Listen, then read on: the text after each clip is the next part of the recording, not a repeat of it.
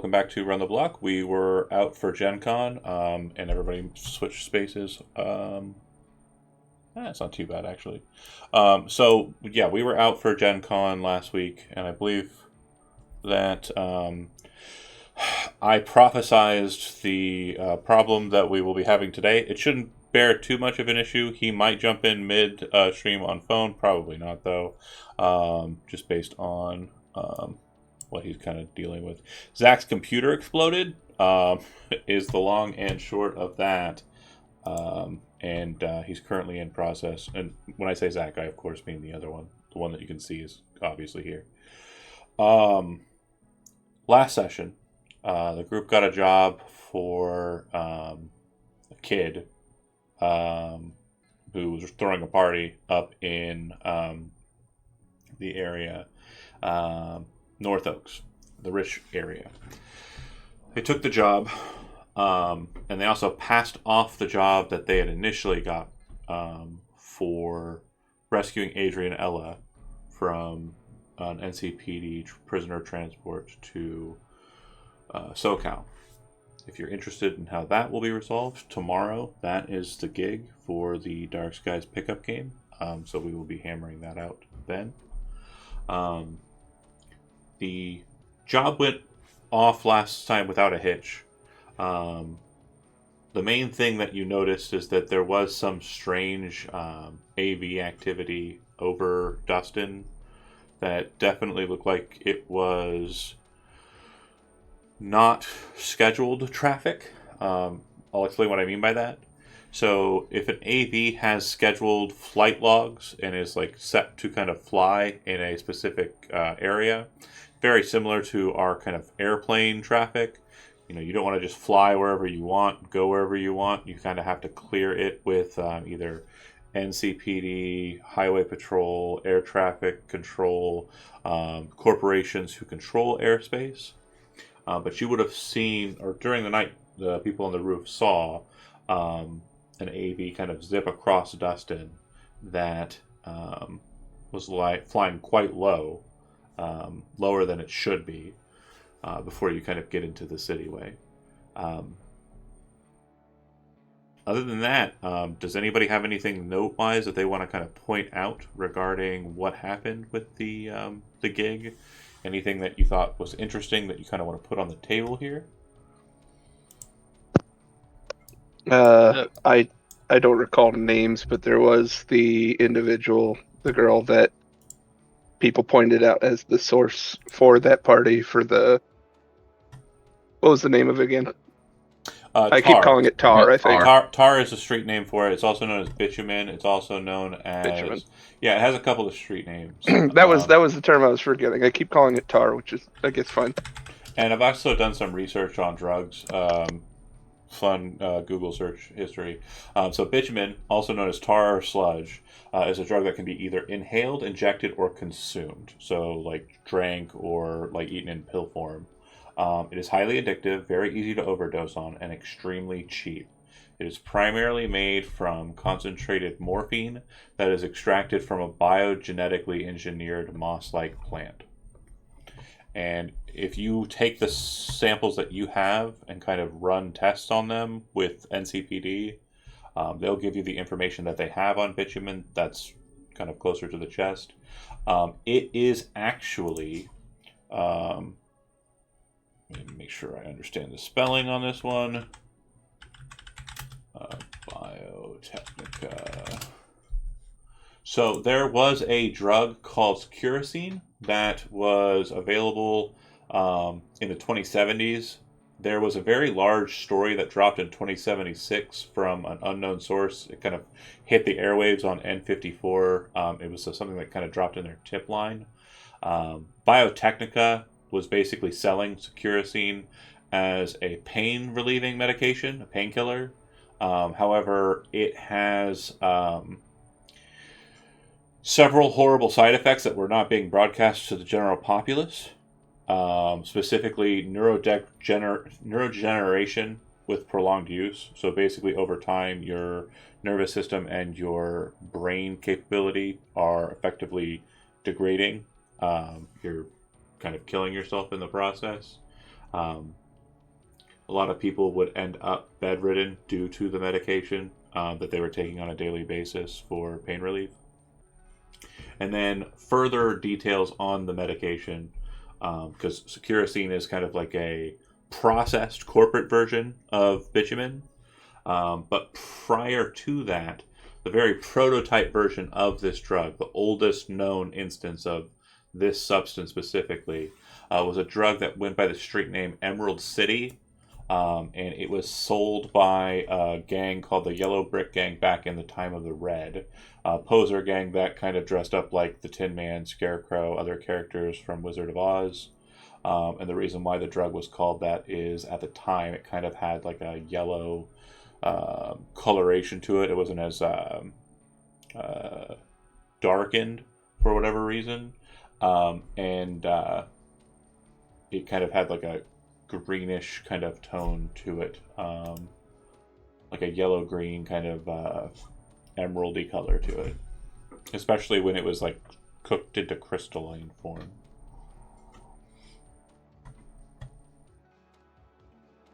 Any questions regarding bitumen, the history of bitumen, and the like? The girl's name was Janie. I Correct, don't know how to Janie. pronounce her last name. Um, Uh, Hatchai? uh, Hachi, Hjchi, Hachi. Hachi. Yeah, and her dad is Kendro Hachi. Correct, He's a Arasaka exec. correct. Okay. And to kind of throw the politics onto the table, just so we have that out there too. Arasaka is the protectors of Night City.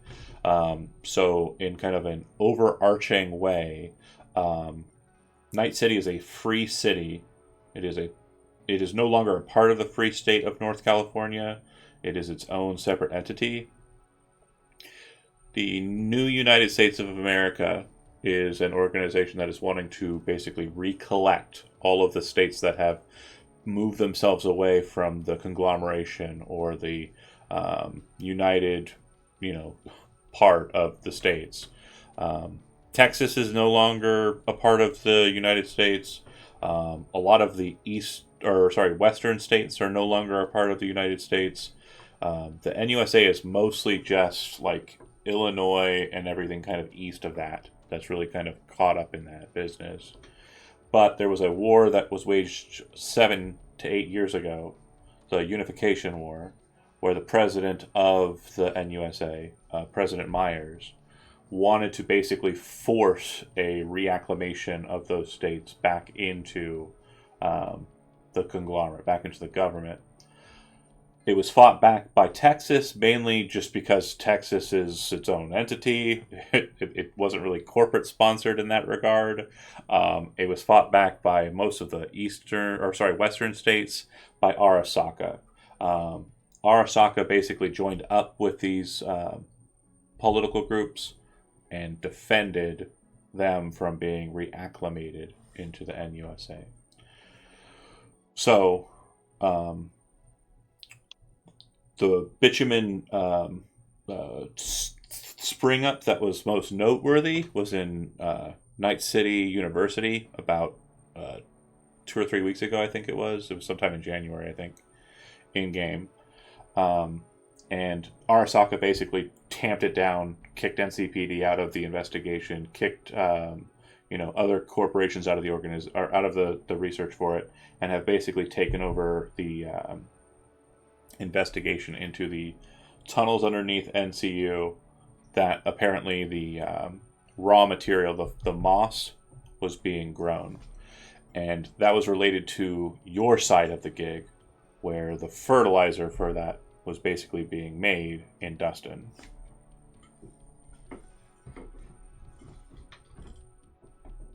But we never saw their actual growing facility. Right. It was seen by others. Okay. I think it would have been information that would have been NCPD kind of known, like, this is happening here, and we're not Mhm. fucking with it, because Arasaka has it handled. Okay. So now an Arasaka exec's daughter is distributing somehow? Yeah, again, it's a party drug, so I mean, like, But yeah, I don't know that she's necessarily the source, but she's the source at this particular point. There was also the other girl that was like Becky. crying, and we sent home Becky. Yeah, Becky went home in a combat cab. She was very attracted to Dylan, and Derek tried to kind of get Becky and Dylan together, but Dylan wasn't interested. And Derek is also attracted to Dylan, but Dylan is, as far as everybody understands it in their friend group, heterosexual. Okay. Don't know that the rest of that mattered. Yeah. It was more of a, did she get home okay? For sure. Cool. I just want to Not make sure really- that the drama Not of the really night. digging in the Yeah, teenage drama of it No. all. This isn't Dawson's Creek. We also made sure to make sure Derek was very aware that everything was recorded. Yes. So that he will set up a meet Yes. with his father and Ray. Correct. Yeah, and Ray is very happy with the job. And if you didn't record payment already, you should have. I think I awarded IP for the gig's completion. I Was it can't like remember. 10? Yeah, it wasn't. Well, no. It was a bit more than that. I think it was 30. Okay, then no, you didn't. Okay, so Everyone's totals then? shouldn't. With another 30, I'd be at 1450 as a total. I'm at 1440 as my total right now. Same. Maybe I thought you said 10, and that would explain it. Well, then everybody else gained 10, and then Zach gained 20. Because I have 30 in my notes. No. I just. Oh, okay.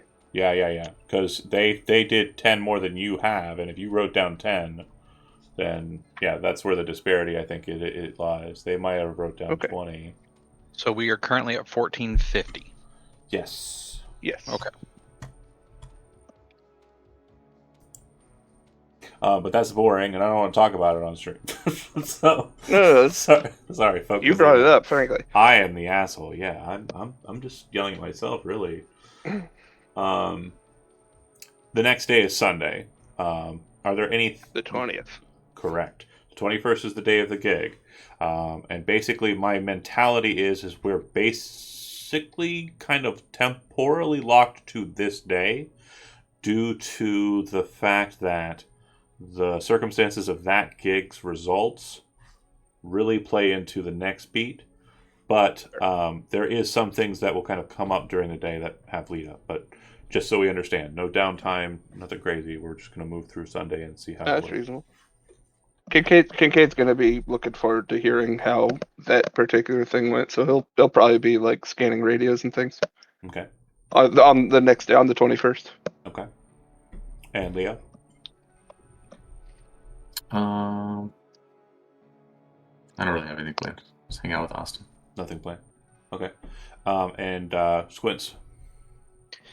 I'm wanting to really take time to work in my new shop that I got and try to start really making a foothold with the Valentinos, working with them and getting my name out for modifications and stuff. We did the motorcycle, I believe. Correct. So you would be approached by an individual on Sunday. This would be somewhere around noon, 1 o'clock. Older gentleman. He is Valentino, very clearly. And he appears to have a lot of tattoos and signifiers that kind of denote him as being a priest of some sort. He would be introduced to you, or he would introduce himself to you as Caesar. And he says, most folks call me Clerigo, or Cleric, whatever you prefer. I got this situation I need handled. Got this car that's got some damage from driving out in the Badlands, and it's not supposed to do that. I didn't think it would be much of a problem. It's been kind of rattling around for about a month, and I've just been kind of keeping it the way it is. But I would like to see if you can't maybe do something for it under the hood and maybe get it set to rights.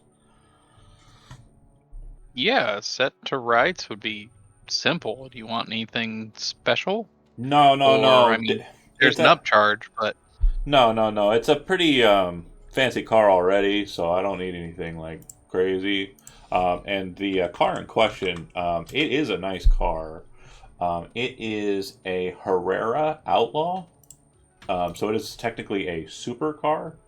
Remember the really oh, fancy car that? Oh God, what was Jonah's character's name? Big Toe. Remember Big Toe's fancy car that he would drive Hungry around in? the tank one? No, no, no. No, that's different. Yeah, Yeah. when he got the fancy car. So the Outlaw is kind of like a fancy sedan, but like with a supercar engine. I'll just Yeah. post a picture of it. And his is very just the colorway is very dull, kind of dark gray, very simple, and it does have quite a bit of scratching, as you can see on the kind of bottom lip of the car, like it was driven somewhere it shouldn't have been, out in the the rough off-roading. And he'll say, "Okay, thanks. How long do you think it'll take to get it fixed?" I got a thing tomorrow, so give me about a week, and I'll He make sure to get you done right. slaps down a stack of Eddies, and you can see it's like 10 hundreds, kind of like wrapped in a band. And he says, "If you can get it done today, that'd be better." I mean, it won't have the special touches, but I can definitely get it running and looking right. Whatever you can do, fast is better. I got some things I'm Yep. looking into as well. And Yeah. yeah, the money looks like it's been collected like from reputable sources. It's just a wad of cash that's been kind of wrapped with the money band. And like he leaves you to it. It is 1,000 cash though. Yeah. So how much will it cost to do the repairs? Well, go ahead and make a vehicle tech, land vehicle tech. Let me see here. I need to go to tech, and there's CV land vehicle tech. Mm-hmm. 24. So you spend like the next 30 minutes kind of like doing, the scan of it visually, kind of getting underneath.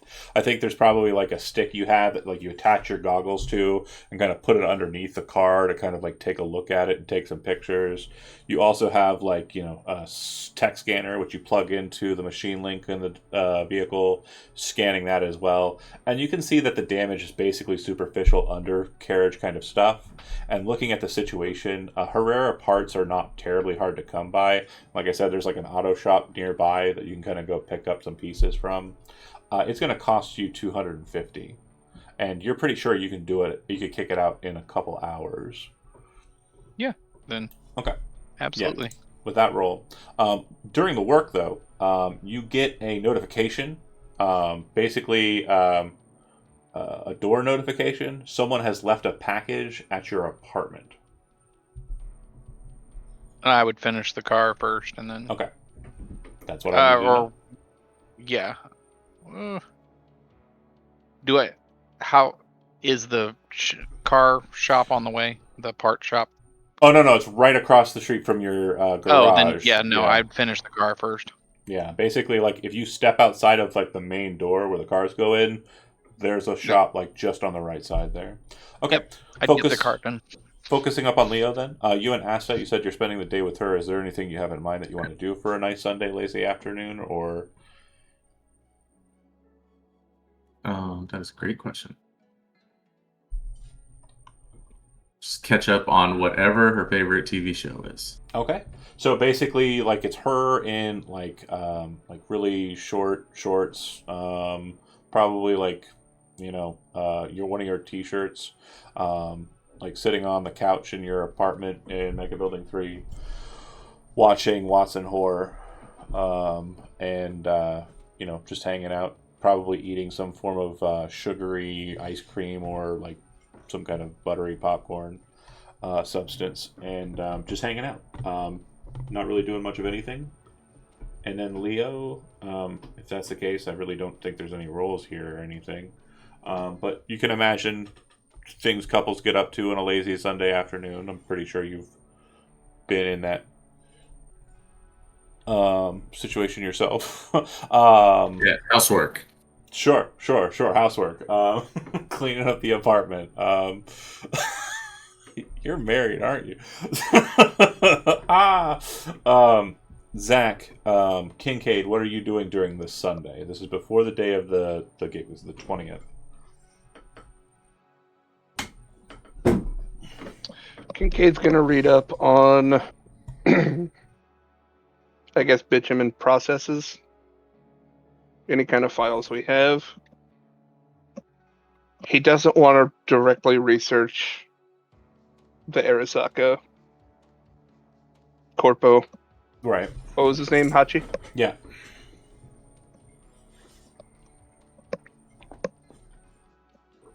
Okay. If that's the case, Yeah, I don't have much. I guess sort of cursory look at who Hachi is. sure. He is in counterintelligence, which is a department. There really isn't much information about it outside of Arasaka, but Okay. your presumption is that, I mean, again, most corporations have these. It's mainly just a department that is focused on ensuring that bad press or bad media is kind of dealt with, and also the company's kind of outward-facing objectives are being realized. It's the dirty work PR. That's fair. Yeah, it's not quite PR. These are going to be dangerous people. Right. Somewhere about the same time as Leo kind of starts in on the work. Not Leo. Well, I guess he would be starting in on the work. But the same time that vacuum. yeah, Squints is starting in on the work.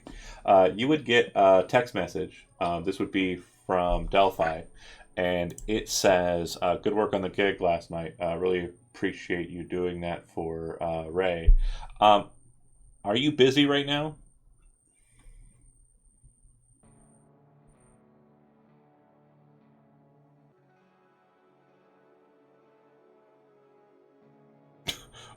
That's the text. Did you say Squids. something? Oh, that's not. Oh, Squid. it's to me. No, I it's the Kincaid. apologize. It's the Kincaid. It's the Kincaid. Sorry, no, it's Oh, the You Kincaid. said okay. I was squints. like, wait, No, what? I said at Yeah, about the I was- same time. I was so sure you said squints. At about the same time, Squints is doing the work. Kincaid, you get a text from Delphi. I'm sorry. Oh, okay. I was like, what? Wait. Sorry, that might have been me. Did you? I was like, Wait, Squints hold is on. doing work and he gets a message. Daniel, did you It think would I be was weird for him to get a message from Delphi. That's But fair. Daniel, I are thought you- it was for Squints also. Okay, I fucked up. You're good. I think It happens. my brain got clicked on Leo. Yeah, sorry. Leo's doing work, vacuum cleaner, ha ha ha. Squints is doing work, car. Kincaid gets texted about the same time Squints is starting that work. The I see. text is from Delphi, and it says, "Thank you for doing that gig for Ray. Are you busy right now?" Not especially researching bitumen. Rest of the department's unwilling. Prefer to meet in person. You know where I live. I can be there in an hour. Okay. So, if you are you kind of going for the latter half of that hour, or trying to get there ASAP? It didn't seem like it was pressing. No, it certainly isn't. She doesn't even. I think she replies with a K, like to. You Yeah, said no, you did, well- yeah. Roughly an hour later, I'll roll up. Okay. I'm not. This would be about maybe about halfway through Squint's process of fixing the car, and 2 episodes of Watson Whore have passed, Leo, and you're basically like 2 episodes before you're caught up. You head over to her apartment, which again is over by it's in Not Wellspring. that far. It's over by H2. Yeah. It's like Is that right? hop and a kick. I'll snap ping it. Not too far from Red Tail's Pharmacy, actually. So you would get there, head on up, and when you kind of go through the security processes and she lets you in, she's in her office, she's in her chair, and she kind of moves to meet you, and she says, that gig you passed off on, Regina. Good gig. I just got some questions about it. Got some details on Adrian Ella, and I've got some ideas as to why he might have been caught up. The transfers are kind of skittery and a mess. I got some contact with Regina at a function this weekend and a couple of other fixers, and they're planning something pretty big. You know who Zigzag is, right? Yeah, I've heard the name. Word is that he's trying to get a lower fixer to hire a team to work directly with Kang Tao and hit a very big corporate target. It's... Working with King Tao? yeah. Which corp? I think they're hitting Night Corp. What's anybody got against Night Corp? Zigzag hasn't really given much information. I thought about raising my head and maybe taking the job just to find out what the hell's going on, but I don't think I have a crew who could do it. Especially working with Kang Tao. But then I remembered Leo when I got some information on him, and it seemed like he used to work for Kang Tao. Yeah, but I don't think he has any friends there. Okay. Matter of fact, I know he has at least one less. I'll pull back. I just thought if I could get a crew like yours, I don't have my own edge runners just sitting around like Hungry does. But if I could pull your crew... You don't own a building. No, I barely have a... the apartment's basically just stuffed with shit. It looks like her computer Yeah, it's like setup... a bunch of like office boxes of police files and shit. Yeah. Her computer Couple setup of is like computers. 3 computers that look like they've been jury-rigged together. Yeah, she's a mess. But okay, I'm glad I didn't put my head up. I can talk to the kid, but I can't guarantee he wants to work with Well, Kang Tao of all people. the main thing is the payout is substantial. I, as a fixer, would be making 100,000 on it. Most fixers would pay a crew 30% of that. But if you and your guys can do it, I might go 50-50.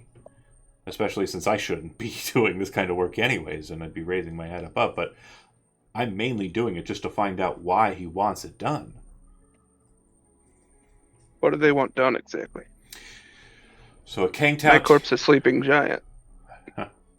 The main thrust of the job is Kang Tao AV would leave Night City and head to Fresno.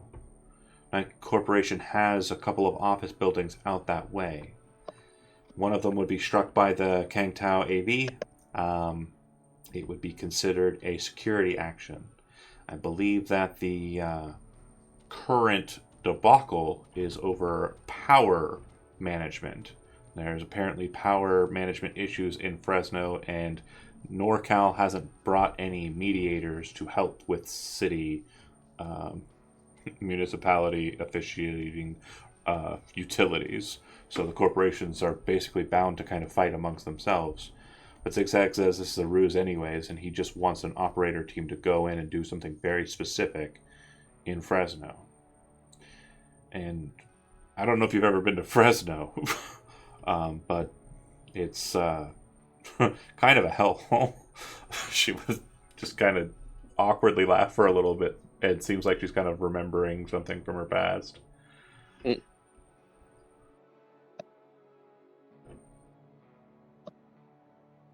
So the Zigzag character wants chaos in an already addled city? Or does he... What's the specific? Are you protecting me from something by not telling me? I don't have the job, so I don't have all the details. I just have the pitch. I didn't put my head up. I didn't say I'm taking it because I don't have an edge runner team, and I won't know anything until I have edge runner team. Again, if you guys don't feel comfortable and you don't want to fuck with Kang Tao, I understand. And again, I don't mind fucking with Kang Tao. I don't mind. I don't I'll- know that we want to work with them.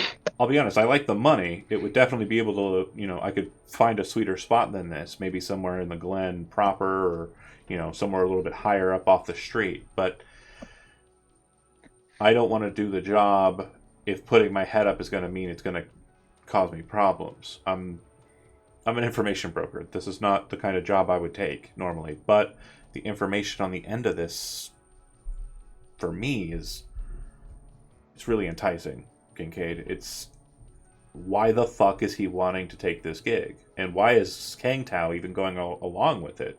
I mean, I know Zigzag's a badass and he has a lot of money moves, but Jesus Christ, a corporation fighting a corporation, that's just not something that's done on a fixer's behalf. It would be nice to see a corporate war outside of this city. I don't want to see a corporate war at all. Fuck that. I'm just hoping it's a skirmish at best. But again, if you don't think your crew's up for it, I understand. It probably wouldn't be for a while. It kind of How soon do you need an answer? Sooner the better. If somebody else puts their head up and Zigzag goes with them, that's just going to be the way of it.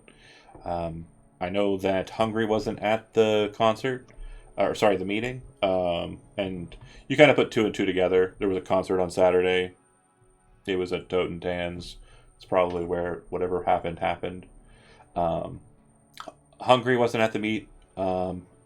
There were a couple of other fixers that were present. A couple of them. There was what's his name? That guy, the guy you passed the job from to Regina. Oh yeah, he had a silly name. Sorry, I don't know him. Pappy something. Papillo. Yeah, that's right. Papillo. That helped. Regina was at the gig. She's currently doing her own business. And then Kanashiro Ray wasn't at the gig, but is friends with someone who did show up. And yeah, I rode on out there and I asked too many questions and kind of got reprimanded for it and left. But I'm sure I can put myself back into the driver's seat and make it work if I have a crew. But I don't have a crew. How many do you need for the job? 4, 5, 6, 10, 100. Again, the AV that they're utilizing, it's probably going to be a Zetatech. So it's at most security team of 4. Probably 6 is the most that they could take on board. And you got like a really small person or like tiny guy.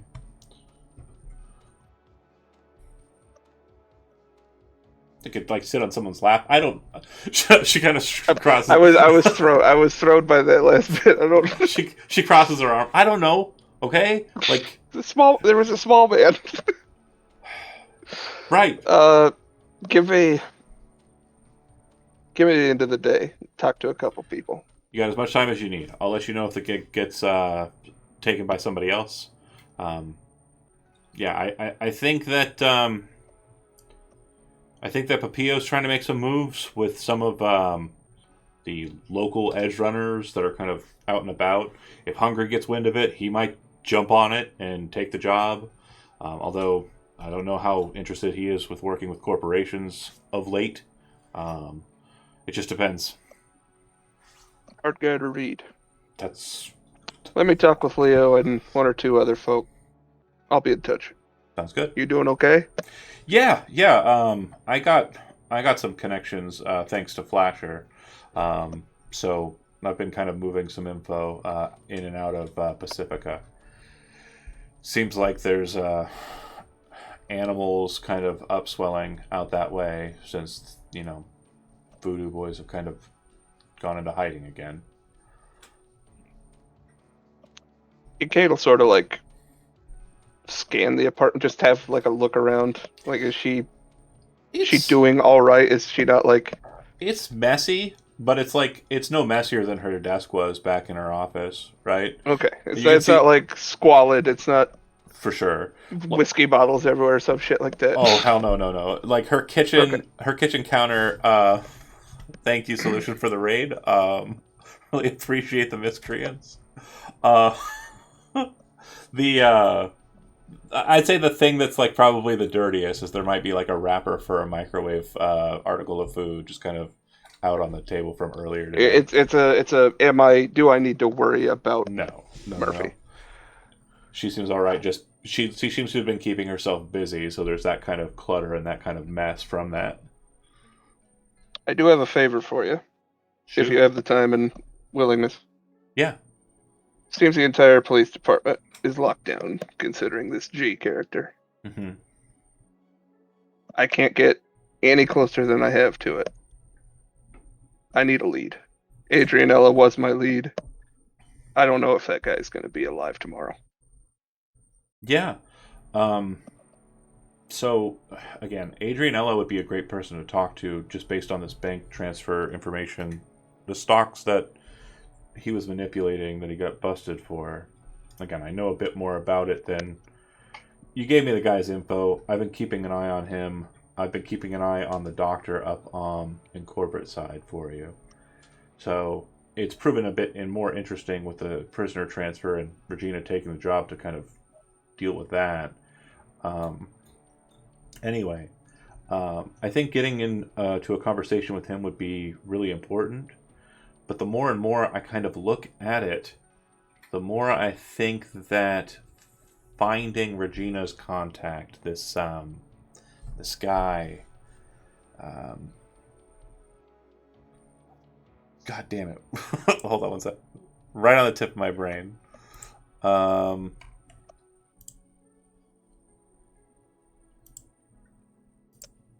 Roger Kynard. If she's able to kind of Yes, give you the contact with him, he might know quite a bit about what's going on here. Especially since he had a shard that had details on the Silent Octopus program. At least that's what Regina said. that is what I heard. She had some kind of duplicate or something.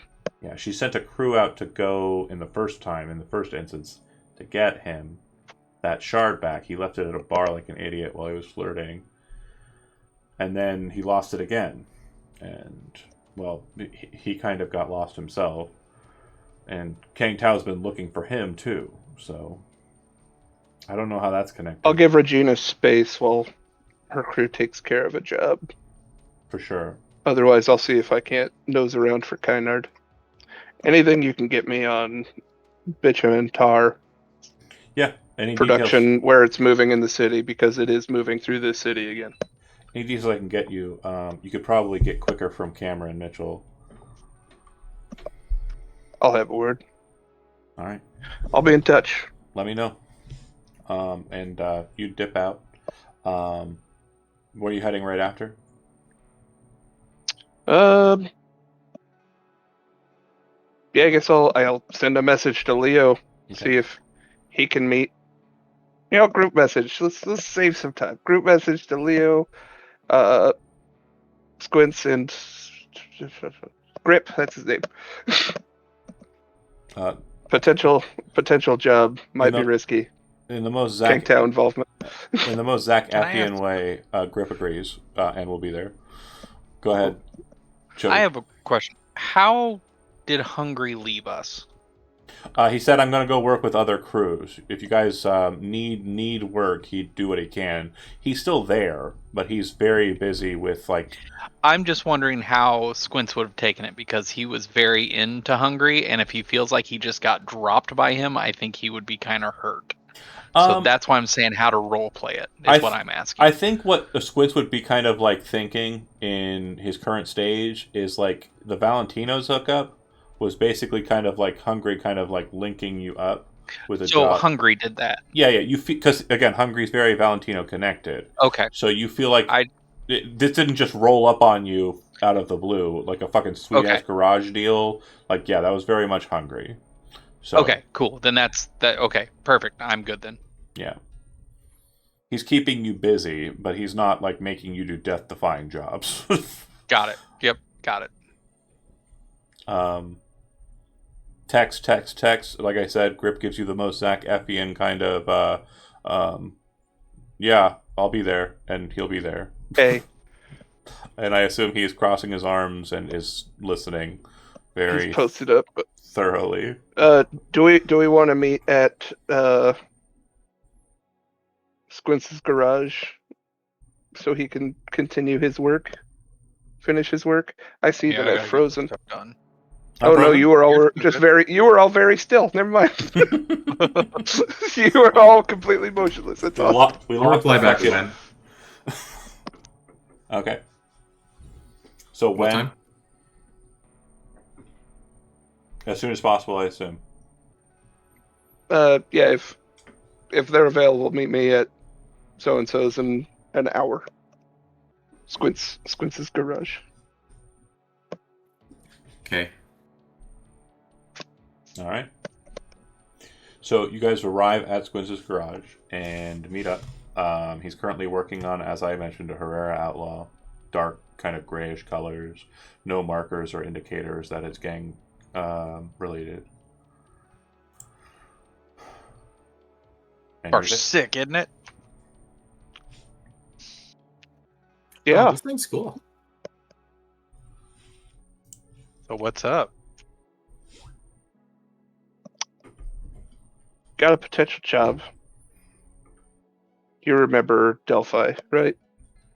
We had a shootout outside our apartment. Yeah. Kangtao involvement. They want a crew going into Fresno, going out of town, potentially hitting a target affiliate of Nightcorp. I don't have all the details. I told her as a favor I'd reach out to you two. All three of you who are totally here. Yeah. Let's see what the interest was. The money's good. Potentially, did she say 50% or 40%? She said she'd probably be willing to do 50% of 100K, yeah. So potentially 50,000 split amongst us. That's unusual. But it is out of the city. It is between corporations, and it is affiliated with Kangtao. He's looking at Leo as he says this. I can't work with Kingtown. I posted I knows a no. I posted a map. I'm going to put it up so that it can be seen as handout. But this is real life, just so we understand. Oh, wow. It's not working as well. But Night City is in Morro Bay. That's where it is located in real life. And then if you go kind of north of that into NorCal, that's where Fresno is located. So it's about 2.5 hour drive. By AV, it'll probably be closer to about $1.45.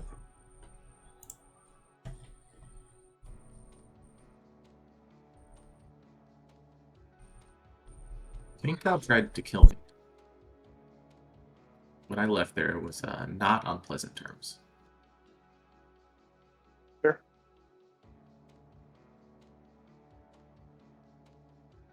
If no's your answer, I'm not going to pull your arm.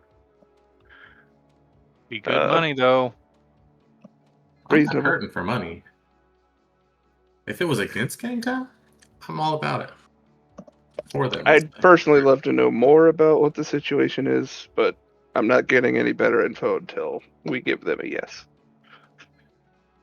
If that's off the table, I respect it.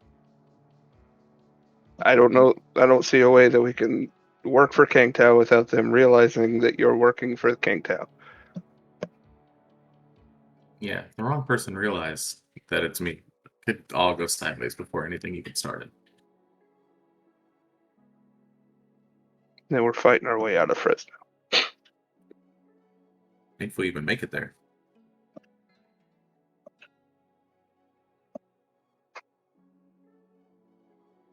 What do you think, Grip? I think, like, again, he would kind of nod, but just to kind of add Fucking with you. to add a voice to it, though, he might say something like, "Is there any way we can talk to King Tao?"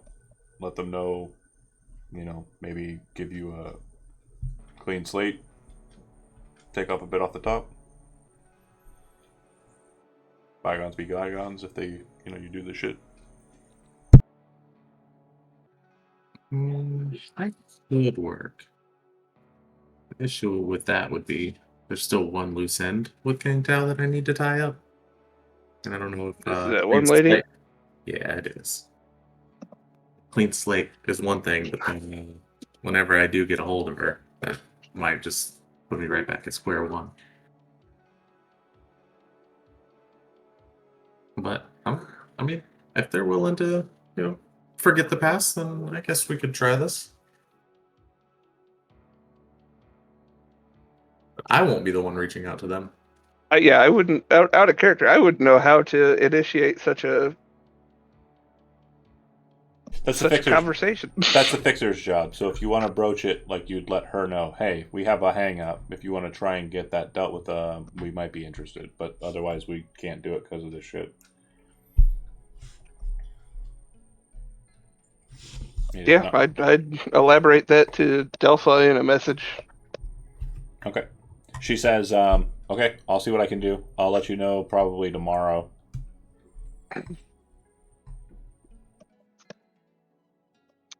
Okay. After the conversation, Squints, you would finish kind of with the vehicle. It seems to be great. Oh, he stepped away. Nope, I'm here. Okay. Oh. So you would be aware that you're done with that, and you still have, like, again, you got a notification on effectively your front door. Somebody has left a package for you at your apartment. Oh yeah. Well, as long as we're on a text, we're not together. So yeah. I'd Oh go no, you check showed that out up too. Yeah, you guys showed. No, we're they at showed your up. garage with you. Oh, okay. Like you let us in so we could talk while you work. Okay, I would tell them, hey, I got a package, so once we're done here, I need to run home real quick. But I'm down for working, man. It sounds like a very hefty payday, and I am A-okay with that. So that sounds fantastic to me. His apartment's still like across It's just north. Haywood, right? It's up the Vista Del Rey. You just take Skyline East, and Yeah, but his garage is down here now, right? his garage is the quote unquote. No, sorry, hold on. It's it's Bucket's old garage. Yeah. So I'd offer him a ride. I don't think he drives, does he? I'm trying to learn how to ride a bike, but we're not there yet. But I'm down with a car ride. Do you want me to follow you in case something goes wrong? Yeah, that would be great. I'm gonna try to ride a motorcycle that I got to. I'll be honest. You gotta test drive it. Skyline East is not where you're going to want to test drive that motorcycle if you've never driven before. Well, I just drove on that one job we did. I thought they were cool, where we went out in the desert that big hotel and we found all the bodies. Yeah, a lot more leeway out in the desert on sand. Yeah. Yep. All right, then yeah, I'd accept a ride to go check out, see whatever's at the door. Okay. So as you make your way up Skyline East, you would see up ahead, and I don't know if you rock a police scanner or not in your car while driving, but Sure, I think it's meant to come with the setup for the vehicle. Well, whether or not you'd have it active, like while you have people in the car, it's up to you. Do you have it up or no? Sure, I'll have it up. Okay.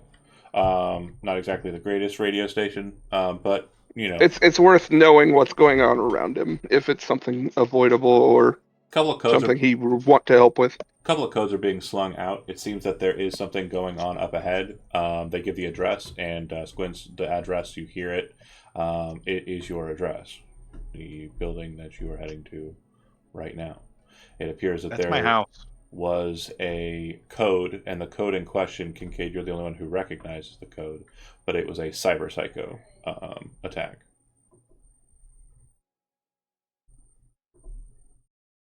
And I never got a badge number. I meant to ask you for one. Oh, I think they're 5 digits. Let me double check. Cyberpunk 2077 badge, top badge, image. 4 digits. need you to memorize these numbers. Yeah. So whatever 4 digits you want. 426 9. Oh, what? 1017 Kincaid en route to location. I'll Okay. pick up the. As you kind of pull up in that direction, you see that there are 2 police cruisers and a police SUV, kind of armored SUV, that have kind of been parked outside. You can see on the ground, the road has been blocked off. You're kind of pulling up alongside with your lights on. Oh yeah, I absolutely put the light on top of the car as we went because Hell I've yeah. been wanting to do that. Sorry to take it away from you. If you want to describe it man. real quick, go ahead. I say Oh badge yeah, number incoming. 1017 Kincaid en route, and I hang the radio up. I pull the siren light out and stick it to the top of the car. Flip a switch. I got sirens running. It's like buckle up, and I just haul ass in that direction. Epic. I would have made sure you were buckled before we left, but I'd yell it again. You get I will hold on tight my seatbelt. You get up to Leo, it. are you with us? It looks like the 2 police cruisers. So- Oh, go ahead. I was gonna say, I just didn't want to interrupt. I was gonna ask for a ride because my apartment You was were actually so on the way. invited. You were so invited before this whole came along. Okay, so Well, you were gonna drive right past the H3, so that works out. let's rewind a bit. Actually, do you want to? Because the call would have probably come in before you got to the mega building, before you got off the exit. So you want to stay in the car as they make their way to that? Yeah. Okay, cool. Sorry, I kind of just fast tracked it. But yeah, you get to the apartment building, brick and mortar, and the Rips in the car too. the exterior. So I don't know if I've got the image for it right away. Hold on a second here. Apparently not. Also, my best friend lives there, so I would definitely go. Yeah, he does. Oh yeah, Gord. Checking on Gord. I haven't heard from him. So you would see that there is the 2 cruisers, and then the kind of up armored SUV. That it's the kind of larger cop carrying vehicles. There are a couple of drones that are out, NCPD drones that are kind of surveying the area, and you can see that there are a couple of the robots, like the NCPD robots, that are kind of making sure that nobody is walking onto the sidewalk near the front of the building. The front of the building has a door next to a kind of small little side alleyway where there are trash dumpsters, and that door appears to have been blown off of its frame by some sort of explosive device. To the left of that, In or out? it looks like it was blown up from the outside in. So someone shot a rocket or grenade at it from outside. On the left side of the building, there is a kind of open venue space that leads into what appears to be a noodle shop, with kind of simple stool seating and like a bar. And it looks like there are bullet holes through the Japanese style curtains that are kind of over that open space. And there are several kind of spots on the walls where there appears to be kind of blood kind of spattered on the walls. Like someone just shot machine gun fire into the restaurant. The 2 cruisers and the larger vehicle, all the patrolmen are out of those vehicles and are kind of taking comments from people. And then you can see that there appears to be kind of AV booster scoring on the ground outside of the space, which based on the position and also kind of the magnetic flattening, your presumption, Kincaid, is that MaxTac AV kind of came down here and dropped its team. It appears that you kind of missed the action because the AV is no longer present, nor is there any sign of a cyber psycho, but there does appear to be about 13 bodies already in bags, and a couple of NCPD medics who are kind of helping some people over by the restaurant. I'll pull up alongside one of the PD vehicles, and I'll speak with one of the officers that's taking questions, see if I can get a read of what's happened. He tips his hat, detective, and he goes, "You think this is related to your department?" And kind of like, as you kind of get out of the car, kind of walks along with you, just kind of curiously. It doesn't seem like he's, dejecting you. He's just curious why you came. I hear Cyberpsycho on the route. I'm going to stop and see if I can't help stop it. Not Yeah, too- we're gonna stop and see if we can help stop it. Not. He kind of looks at the kid weirdly, and then kind of looks at you and says, "Not too many folks. Outreach program. He'll be fine. Not too many folks in the force are as willing to jump in front of a cyberpsycho as you are, but thanks for coming out." Situation appears to be some guy with a weird helmet jumped out, started shooting an assault rifle into the restaurant, used a grenade launcher combination to blow out the door, entered into the facility, made his way up to the second or third floor. Reports on that are kind of sketchy, since everybody inside seems to have already been hit. Believe he was coming for something on the kind of suite level. Don't know exactly. That's not my level. No, it's the one above yours. Okay. Isn't that where Regina lives? It's Regina owns that space. Yeah.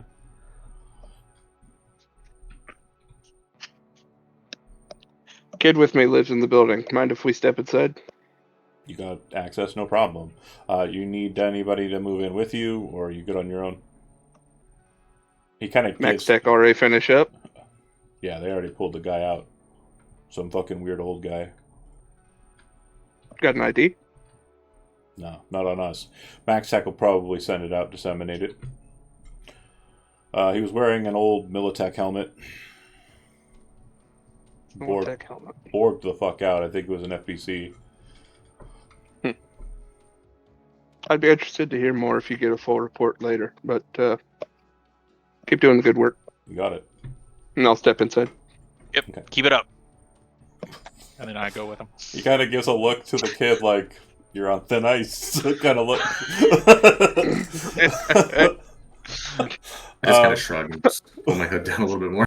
Yeah. Come on, man. It's like a Make-A-Wish. So the blast from the door, like the stairs are kind of like pressed in. It looks like the metal from the door or like the stair frames is kind of pushed down a bit. So those first few steps are kind of a bit tricky to kind of get up. But once you kind of get up to the second level, as mentioned, there are only 2 apartments on the second level. It looks as though there is a package sitting neatly outside of your door, but there is a shit ton of gunfire and blood in that little kind of cul-de-sac where your apartment's located. I excitedly go towards the package and say, "I really hope this is my ramen that I ordered. I've been waiting for this for weeks." You don't know what it is? I mean, I order stuff every day. I mean, you get to it, and the package in question doesn't look like a package you've received before. It doesn't look like it's from anybody you kind of dealt with or messed with. It doesn't appear to have a return address. Your address is clearly labeled on it. And it does have a fragile stamp on it. huh? I want to look for net architectures. Yeah, Sure, so nothing going on there. there are no net architectures in the building. There's no real security system that's kind of out and about. There is a net architecture in Gort's apartment, which is, again, the hallway with the bullet fire and the blood all through the back end there, and the package in the door. Straight across the hallway from there is Gort's apartment door. I don't think Kincaid's ever been here before. No, you've not. You dropped them off and left. You never came up in. Yeah. And then there's a staircase that goes up, and it looks at the top of that, the security door that was there, it's gone. Like someone ripped it off of its hinges and pushed it in. I go check on Gord's apartment. Okay. You walk over to it. You hit the button. The display, the security display, got hit by a single round. It's not completely broken, but like the screen that pops up that says you've like requested a call, It's kind of like on the fritz, you know. It's not quite all there, but you can see that it's saying it, you know. And then after about 30 seconds, it says no answer. I'll just send him a text if he's okay. There's no reply. Just call him. It goes right to voicemail. It says, "Hey, it's Gort. I'm probably down at the arcade or just hanging out in my pad. I'll catch you later. Please leave a message." Yeah, just hang up. Yes. Vince, can you open this door for me real quick? Yeah, I can pop it. Well, it's quartz, right? Yeah. That's why I have a spare key. Yeah, do I have a spare key? We were friends. We hung out. You weren't that close. Okay, cool. You are the spare key. Yeah, basic tech, or is it? So it's going to be electronic security. With the door being kind of like hit a bit by bullet fire, the DV is going to be a little higher than normal. It's going to be a DV 17, so you need an 18 or better on the die roll. No Can I problem. assist? 26. Oops, Yep. You Jesus. kind of pull out your tools, just very quickly kind of like slap it back together, and then it slides open. Inside, it smells like an XXL burrito, like has been kind of consumed recently, maybe a while ago. Recently and habitually. You can see that the video game system, it's not a Rush Revolution Plus, it's some other video game system, is up on like the TV, and it's paused, like right in the middle of some action or moment in part of the game. Gort, you in here? No reply. Alright, well, I'll look around to see if You I can see him in see there. that his car key, which is like a small little like RFID card, is seated on the counter. Very small apartment. Like there's a kitchenette. There's like a small little nook. Then there's like the main living room area, and there are 2 rooms off to the side. One is a bathroom. One is a bedroom. And it looks like most of his kind of like you know Gort. He fucking hangs out on the couch all the time. Usually falls asleep playing video games. He's that kind of cool guy. It definitely looks like the space was recently like being utilized for the purposes of hanging out and doing nothing on a Sunday. Gort, I'm coming in. It's Leo. And I'm gonna go check the rooms. There's nobody in the room. Any of the rooms. It just completely empty. There's still a couple of Rush Revolution pluses and boxes that he kind of kept for himself and didn't flip through the fixer. You know, and his clothes, his work clothes are kind of laid out on the floor in the bedroom, probably from yesterday. But I don't see blood anywhere or anything. Not in the room. Video game in question that we saw paused in the main room. It's probably like a single player game, like a Dark Soulsy kind of game. I'll think of a cool name for it here in a bit. That's fine. It's not one of the. Yeah, it's not a Rush Revolution game. But it's not one of like the headset. Yeah, no. What's the word I'm looking for? VR. AR. Yeah, AR. VR. Either or, neither. Yeah, it's a controller. Like it's a very old style game. I had a concern based on a detail I remember. I'm just making sure. Yep. He was not sucked into the game Olatron. No, I'm making sure I'm toying with the idea that he is the cyber psycho wearing a helmet, which is a VR helmet. That is a very cool idea. I wish I had thought of it, but no, that's not all. Sorry. You should do this for a living. It sounds like you've got the imagination to make this work. I'm sure it pays great. No, it doesn't. For a living, he says. Well, you might do it better than me. I don't know. I don't know.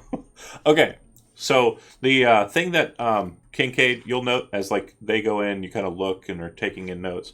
You would see that there is blood outside, like I mentioned, like outside in the hallway, and it looks like bullet fire that's been kind of like slammed into the walls near the door, near both Squint's and Gort's door. Yeah, Squints, don't open that right away. We want to take a closer look at your box there, just in case. And I'm going to wander up the hallway towards the security door. Okay. So You're going upstairs, right, to the what looks like it was ripped off the walls. Yeah. Okay. They Inside, both know this guy. I don't know him, so I'm just gonna excuse myself and get back to work. check out the scene. Yep. So you kind of head up into that space. You would see that it looks like the apartment was pre-furnished. It looks like the damage in question is superficial. It looks like someone with a very strong kind of body score was able to kind of move shit around very quickly and break stuff very quickly. Kind of went around looking for something. You don't know if they found what they were looking for. It just looks like someone kind of came in here and turned the place over very quickly. I'll call out NCPD. Anybody in here? No reply. Yeah, I'll give the place a once over. I'm not gonna interfere with the crime scene. I just want to see what I can see. Okay. Go ahead and make a perception roll for me. Sure. I do recall there being body bags outside, so Yes. I'll go check that out. Awareness. But before that, this is while Sure. you're inside of the space. So 22. super high, very focused. You're kind of like getting into NCIS mode or whatever show that does this trope mode you want to call I'm it. doing like cool scan of the room Yeah, you with bet. my robot eyes. And you would note that there appears to be a space on a desk kind of near the side of the main room, right? And this is kind of a very open plan, kind of loft apartment building. A lot of like it's a lot of square footage. Very big, very nice. It's the entirety of this floor basically is just this apartment. Well, the two things you'll note is the desk. It looks like it has all of the connections that would have gone to a laptop, but it's kind of like the dotted line and a question mark kind of appears there. There is no laptop. It looks like someone has taken the laptop. And then you would notice too that the I'll record a still image of that desk. Okay. The if I window may. is open. And when you kind of check out the window, you would note that there is a fire escape that goes up but not down.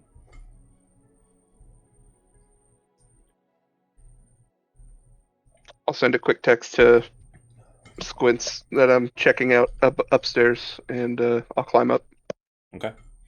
When you get up to the rooftop, you would see three things that kind of... Sorry, text includes don't touch anything past the stairwell. You see three things that kind of like point to you as kind of like possible leads or directions that you could potentially go. Just about 10 feet is the edge of this building, but it is completely flush against the next building, and they are same level. And then on that building, connected to its sidewall, is a skywalk. And the skywalk goes across the street to a parking garage. You could run across the top of it, or you could like swing down into it. It's kind of like a skywalk that has like an open frame. It's not like glass sealed. More like an overpass than like a skywalk. Sure. The second direction that you think someone could go is if you head north up Skyline while on the rooftops.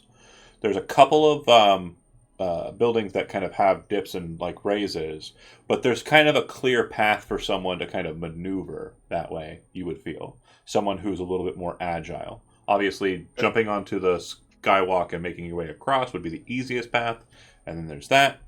And then the buildings go inwards, like into the city, and go underneath some of the higher buildings and like raised recesses. There's this very strange spot that kind of stands out to you optically.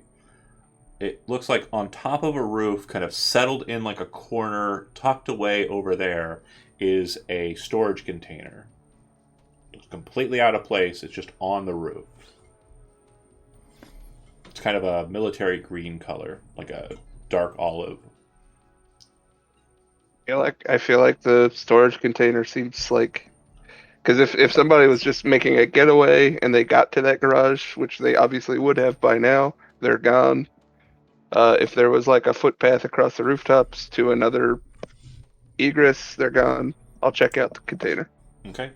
When you get to the container, you can see that it looks as though a lot of work has been done on the door. But as you're approaching it, I would like for you to make a perception check.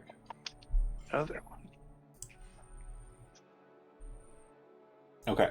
23. So you stop yourself before you get within 10 feet of this storage container. You would see that there's a couple of strange devices connected to parts near the storage container. And one of those devices is kind of emitting a little bit of a red light that's very faint, hard to notice.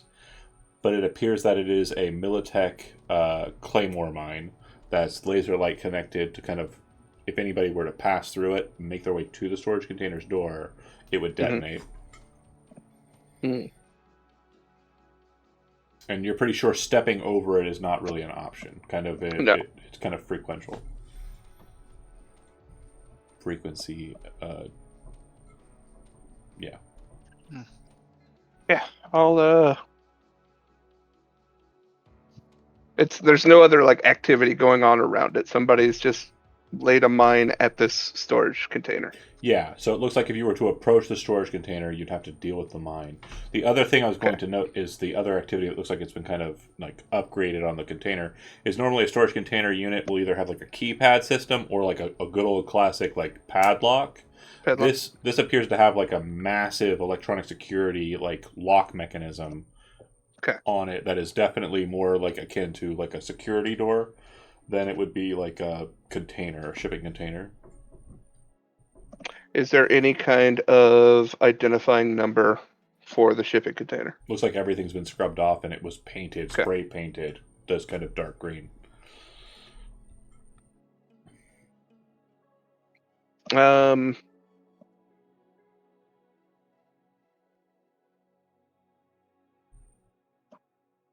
going to take the spare battery for my microwaver and set it on the ground next to my feet to denote where the mine is. Okay. Or better attract the eye towards it.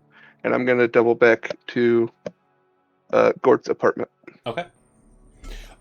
Anything that you two are doing inside of Gort's apartment, and also while you're waiting, do you open the package even though Kincaid told you not to? If he told me not to, I wouldn't. He's going to listen. You're sitting there staring at it like, well, what's in there? Yeah. I mean, it's very difficult, but he wouldn't do it if Kincaid told him not to. What about for you? He trusts Kincaid. Yeah, during that, when Gort's not answering, start to get a little bit panicked and actually go back outside to ask the officers if they have names of any of the victims.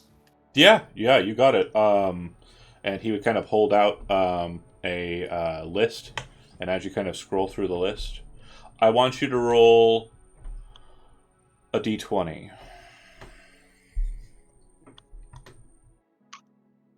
I know, in a fucking Cyberpunk game. Yeah, so Gort's name is on the list. Well, he is the 11th individual present. Well, I guess I should probably make, what is it, empathy check? So you're There's only two people I care about in the world, so. Concentration roll.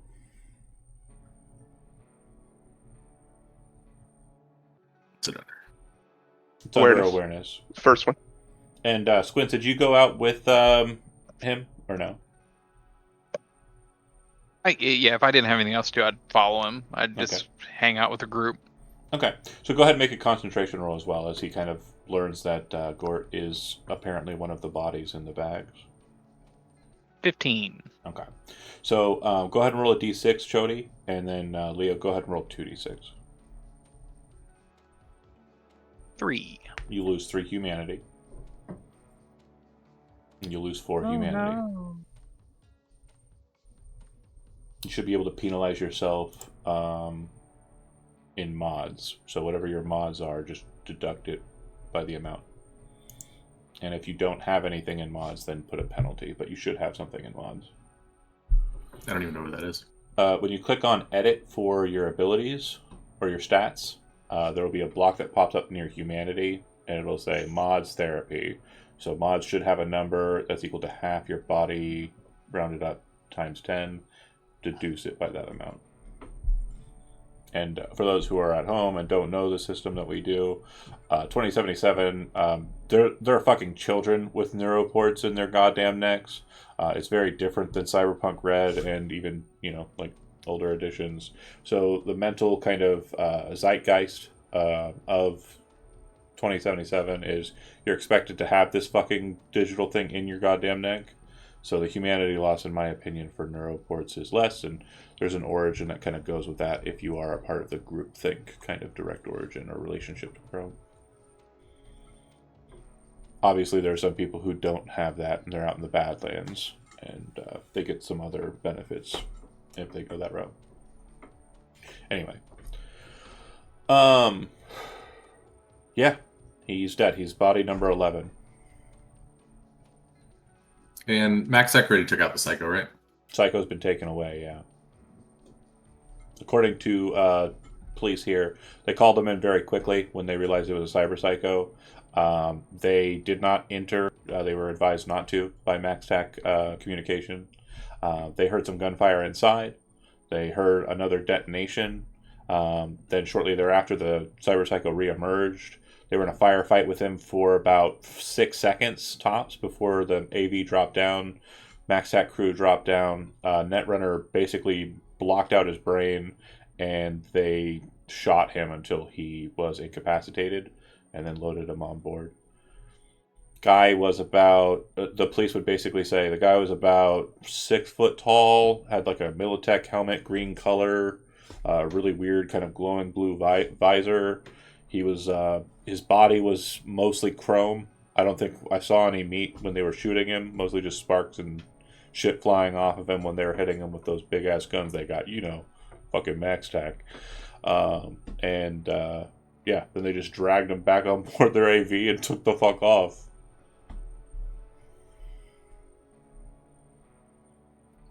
I just turned and walked back to Quartz apartment. Okay.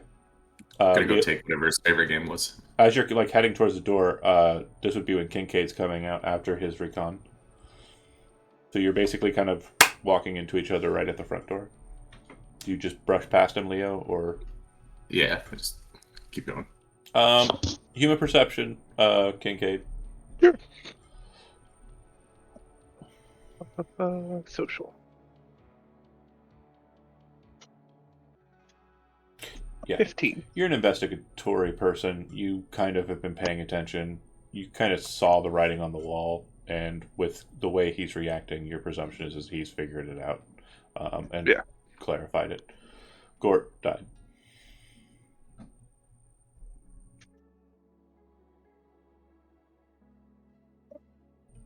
I'll give him some space for a few minutes. Sort of observe. I guess, is Squint's coming back up as well? Squints I would would have. walk up to you. Yeah, I would have stopped when you kind of came, since I see how upset he is. Yeah, and it kind Give of. Squint's a nod. Been like, Go ahead. that sucks, man. He was a good neighbor. He was a good dude. And also, I think the reason that you would have, again, just to clarify the concentration in your humanity loss here, if you had gone to pick up the package when you got the notification, you might have been there when that happened. So, like, there's Could like, help. yeah, you could have helped. You could have, like, also, like, lost your own life. There's a lot of emotions that are kind of roller coastering here for you. It's like, holy shit. Yeah, that's why I kind of like, he's a good dude. Holy crap, kind of a shock. He's definitely not his peppy self. He's in thought while holding his package.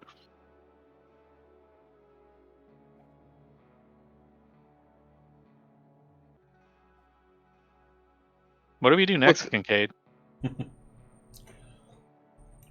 Well,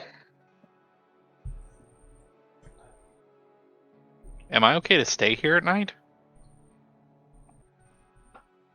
Should I stay at the shop?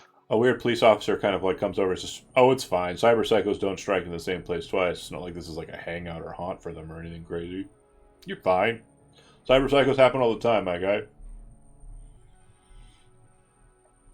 you're gonna need the room, officer. Oh, no problem. He fucks off.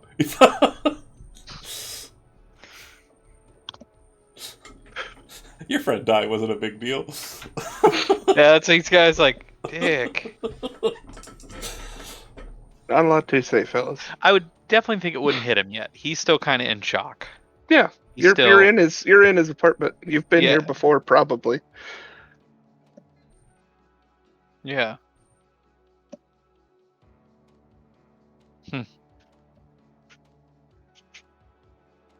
Do you think it was a random attack? It's hard to say. Do psychos usually do that? That's the psycho part of it, kid. Something in these folks just snap. I'd love to learn more about it, but don't go wringing yourself out over this. Huh. If the two of you need to take some time, go through his things. I don't know how well either of you knew him. He seemed to mean a lot to both of you. I can excuse myself to the hallway for a while, but I do feel obligated to let you both know there is an active landmine about a half a block up on the rooftops here. Well, I've never been on the roofs before, so I don't suppose I'm gonna go up there. But I'm at least gonna go see if there's anything up there that I can. I don't know, man. This is rough. Yeah, I'm gonna go look around. I'll hand him the package, and like, hey, man, hold on to this for me. I know you said you wanted to look at it, but I'm not really worried about it right now. So Sure. I'm gonna go look around. Because you're kind of in a state, and I just want to have like a bit of a moment, an interesting spot here. Roll a d10, Jody. If you roll a 1, something happens. If you don't roll a 1, it's fine. The handoff goes fine. 7. Yeah, it's fine.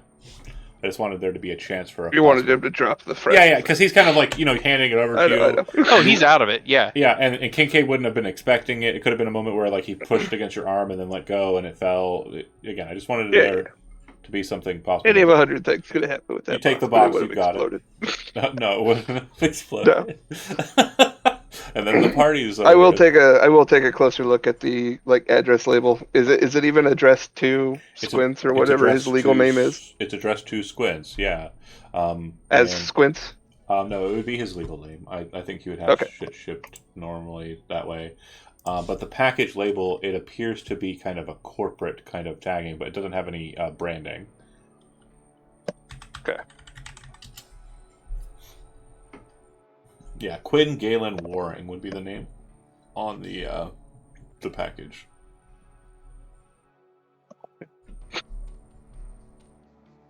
I'm gonna not make a big deal. I mean, you knew it was going to be goofy. Never struck me as a Quentin. No, just Quinn. You go inside. You'd catch up with Leo, who's probably not rushing to get back there. And yeah, I mean, there's definitely a moment, Leo, as you're kind of re-entering the space. Like, you see the blood on the ground, you see the bullet holes on the wall. You're pretty sure that, like, you're putting 2 and 2 together. You're a smart cookie. He probably heard an explosion, looked outside of his door, kind of tried to peek around the way. Up came a cyber psycho, shot him to shit. Yeah, I just walk in, grab, look through his video games for whatever was his favorite. Yeah, and just grab him up. Take that. Yeah, just the one. The police officer would kind of stop Kincaid and say, "These guys that you're traveling with, they're okay to take stuff off the crime scene. Again, the crime scene's yours. We don't have anybody active on it. It's a max tax scene. Nobody gives a shit about the details, but just want to make sure you're able to kind of do what you need to do here, investigatorily, before we make our moves and start kind of securing the location." There been any other air traffic in the area in the last 2 hours? Air traffic? Unsanctioned? No, not that anybody was calling out. There was one witness, and kind of points over to an older Chinese lady who's kind of looks like she got winged in the shoulder, and they kind of got her bandaged up, but she doesn't look like she's shaking or anything. She just looks like she's yelling at the doctor who's trying to check the wound and check her vitals. She said that she saw the green helmeted guy come up out of the channel. Like he came Up out of the channel. like up out of the water. I guess we are pretty close to the water, aren't we? Yeah, you're located right here, I think. Hold on. Yes, brick and mortar. Yeah. And so, like, he came up out of the water, is what the lady said.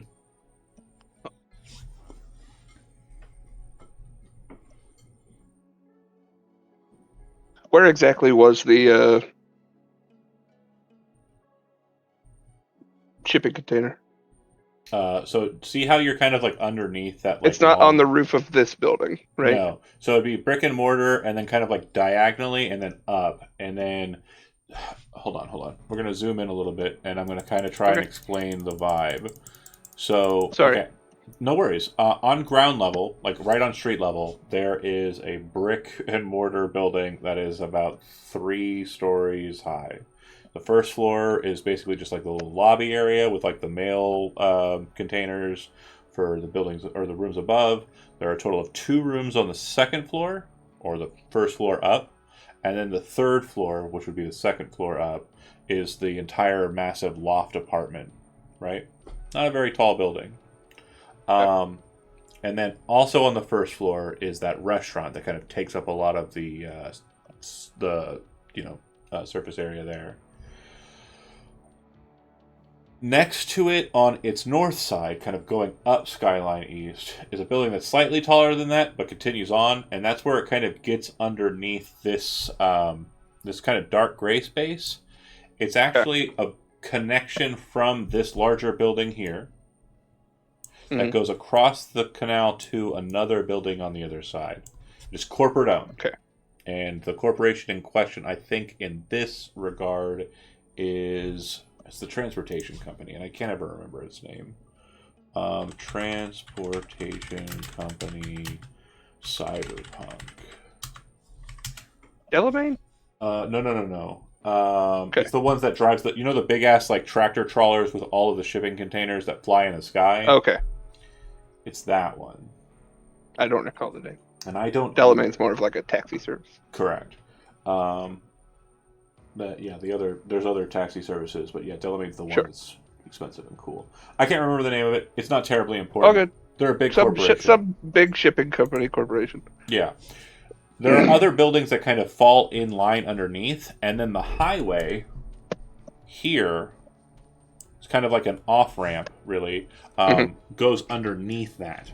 So underneath that and underneath that overpass is another small building, which is the one that's kind of tucked, taller than the building you're on. So kind of looking over in that diagonal direction towards the road and where the building kind of comes over the road. Just underneath that bridge, or just underneath that highway, is the shipping container on top of just some random ass building.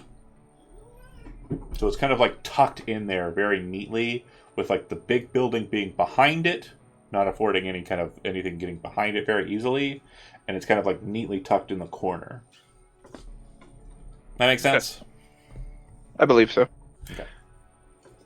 I am going to grab the officer that's sort of like patrolling the area, explain like, hey, there's a shipping container on that rooftop. How the fuck did Keep it your get people there? away from it. It might be dangerous. How the fuck did it get there? It's a hell of a question. I'm going to see if I can't find out. Okay. Don't let anybody near it, though. Is it got like explosives or something? You need to get the demo team out here? Well, yes.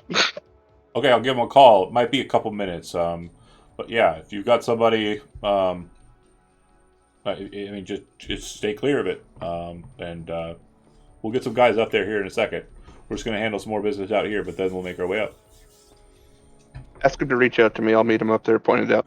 Yep, he'll kind of catch you. I don't want any misfires going on. He'll catch you on hollow so that you kind of have direct contact with him. And yeah, if you go back up to check it out, Leo, you kind of snag the game, come back out into the hallway, breath of fresh air, just as Kincaid's coming back up into that space, and Squints, you're with like Leo, but you're not like you're not consoling him. You're just kind of being there. But like, I'm there. Yeah. yeah, I don't think Squints is like patting his back or saying anything. You're just both awkwardly standing in the hallway.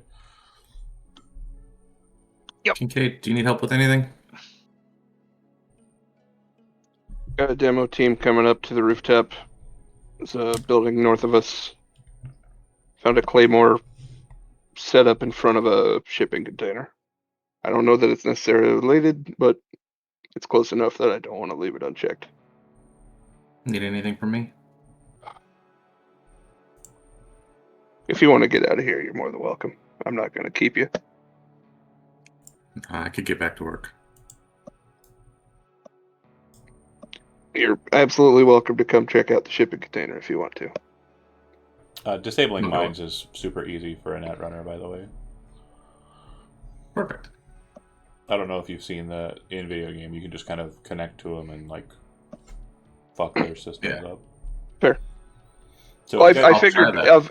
of all people, I want these two with me for the shipping container in general, yeah. given of how well caliber the lock is. But at the same time, you're not a soulless monster, and you're not going to whip the. Yeah, I don't want to be like, well, I your get pal's dead. Let's get up on the fire you. escape. Back to fucking work.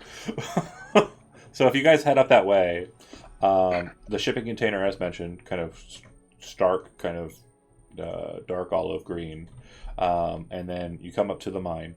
Go ahead and make an interface roll for me.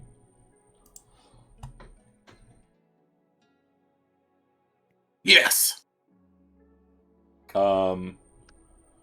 Okay, so it immediately kind of like locks out. So it seems that the attempt to kind of enter into it with a 2 fucks up. But it basically locks out the port, and you know that it's going to be an hour before that can be handled again. The light is still kind of present there. However, there is a space close to it, looking at it, that you know that if you wanted to physically fuck with it, you could, which means you'd have to jack in manually to try and interface again, but if it does fuck up this time, it'll probably blow up. Or if you wanted somebody who's skilled with demolitions, they could get close to it and like break it open and fuck it up. But either of those two methods, now that we're in it, those have a chance of exploding times. Nah, I'm in the perfect mindset. I'll just go jack into it. Go ahead and give me Oh, man, another they're going to be interface roll. glad I called for demos. Do you want to spend some luck before you roll it? Nah. Rod, I don't even know if I have any left, to be honest. fair. We should have reset, right? After Yeah. the job was complete. Yeah, you should have reset. Oh, I should get plus to the roll, right? For the device I have. Of course. I Yeah. also have a plus 12 in demolitions. Just say Yeah, the demo I know. DV is only 15. The interface DV is 6. So either way, it's not terribly hard. Yeah, I'm going to give him one luck. I'm He- going to give him one. Too late, rolled it. Oh, He- look at that. He walks over to it, he pulls his personal link out, and you're like, what the fuck are you doing? And he kind of just like gives you a look over his shoulder, like doesn't even care. Plugs his personal link to the mine, his eyes kind of flare red for a second, and then he disconnects, and then he just walks past it over towards the door. The door has an electronic security display on it, and it appears to have, like, when you get close to it, it seems like it's like a, oh god, my brain's not working. Biometric. It's not biometric. It's it realizes you got close to it, so it turns on. Proximity? Proximity. Thank you so much. The word was right on the tip of my brain. And when you get close to it, you see the green display kind of light up, and a small little dancing like emoji type character kind of appears. Some cartoonish looking design, and it seems to be just kind of dancing. And then there's the electronic security like position below. It looks like it could be either fed with an RFID or a passcode, but based on the number of digits that are present, it's a 16-digit passcode. If you want to interface with it, password breaking. If you're manually connecting to it again, you could utilize Worm if you wanted to res that up. Or if you want to electronic security break it, Squints, then you can try that too. Or fucking Leo, I think you have that as a pretty good skill. But it looks like it's it's as good as Squints. It looks like it's pretty heavy duty. The electronic security DV is going to be a 17, and then I can help with that. You want to do it? Yes. Gwyn's, can you come handle this? Yep. 20. Okay. So when you kind of pop the security lock, what you realize is that there is something keyed to it as it pops that no matter what, it's going to trigger. Basically, the second that the door opens, something is going to happen. You do not think that it is like a live wire explosion device, but there appears to be something kind of connected with the door that no matter what, once it opens, something is going to happen. But you figure that out after you've unlocked it, and you can either leave it closed, or you can open it and let whatever's going to happen happen. And if you want to kind of take precautionary measures as you're opening it, that's more than fair. But I'm just letting you know that as you're opening it, you realize there's some sort of manual device that once the key lock kind of like, or the actual pulls away, the latch, it is going to cause something to activate. You do not think it's an explosive, though.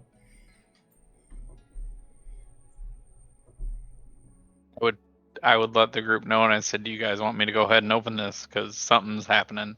I don't know if it's going to self-destruct whatever's in there. It doesn't seem like it's an explosion.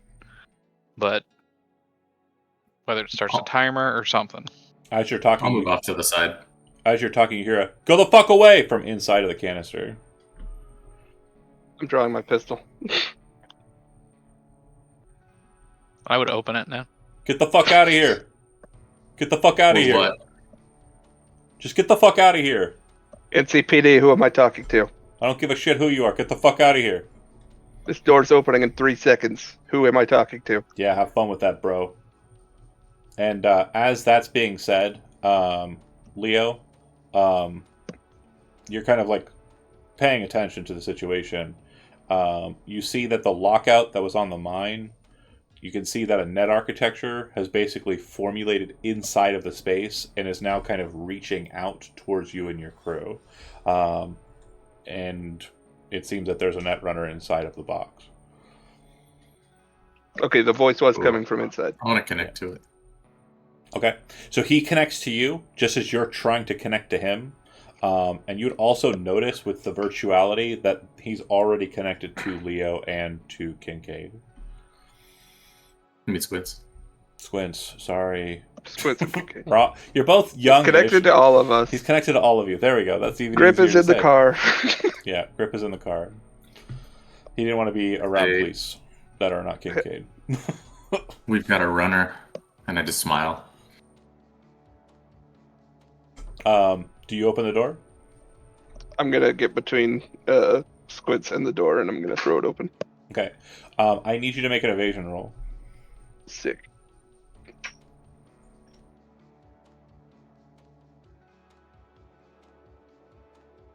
Okay. 16. Can So I also and you can say I don't have enough time for this. Can I throw my arm up if I see something coming and try to use my cool shield that I have? Yeah, you certainly can. But you'll be taking the shot instead because you're kind of interceding. So, do you want to do that? On the shield, right? It's going to go right through the shield. Oh. You don't have to do that, buddy. Just protect Okay. yourself. But I'll back again, off then. again, no. If that's what you would do, that's what you would do. It's fine. Like if you want to do that. If that's what you think your character would do, don't. I would. Is that what you do? Part of me says I don't think he would because I think he's more of a coward. Yeah, but yeah. the other part of me says he wants to see if his cool invention works. Live your life. So Which one do you want to do? Well, you've got it up in front of yourself, not in front of Kincaid. You're anticipating. Oh, That's there is probably- danger here. That's Let's get the probably shield up. more realistic, I would say. So even if I'm behind Kincaid and I hear something coming, I would put up the shield in front of myself at least. Yeah, you had a bad So- feeling about this door. Okay. So, you stay back, and Kincaid, you're taking the brunt of it. You open up the thing to see a laser light connected to a military-grade turret with a Militech Mark 31 HMG, which just battery fires the second the door opens. That appears to be what the Nice. trigger was. The damage I rolled on the backside here is devastating, and I apologize. Nice. Yeah, so I did roll I'm getting doubles. in there. I did roll double sixes, The way it That's works okay. the way it works for auto fire is I got a ×4 multiplier on this. So I got a total of 15 times 4 Mm. is 60 Mm-hmm. plus 5. Okay. And how much of that would be soaked by Your armor? armor value is halved for the HMV or the high velocity rounds. So what's your armor Cool. value? 11. And what's your total hit points? 60. So your I armor think I get out of this with 1 HP. your armor value no, it's 65 damage. It will put you exactly at 0. Damn him. Lucky Also, bastard. I need you to roll 2d6. Oh, okay, there's that too.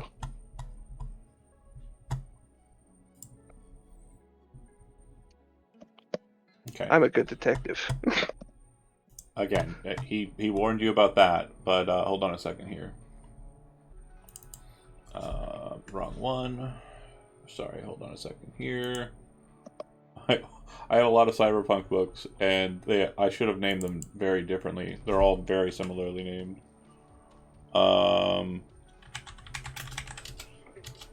Okay, 6 is gonna break your arm. Your broken arm, I assume it's not gonna be the door opening gun or a hand, but I'm gonna be fair. You're holding your gun in your right hand? Yeah.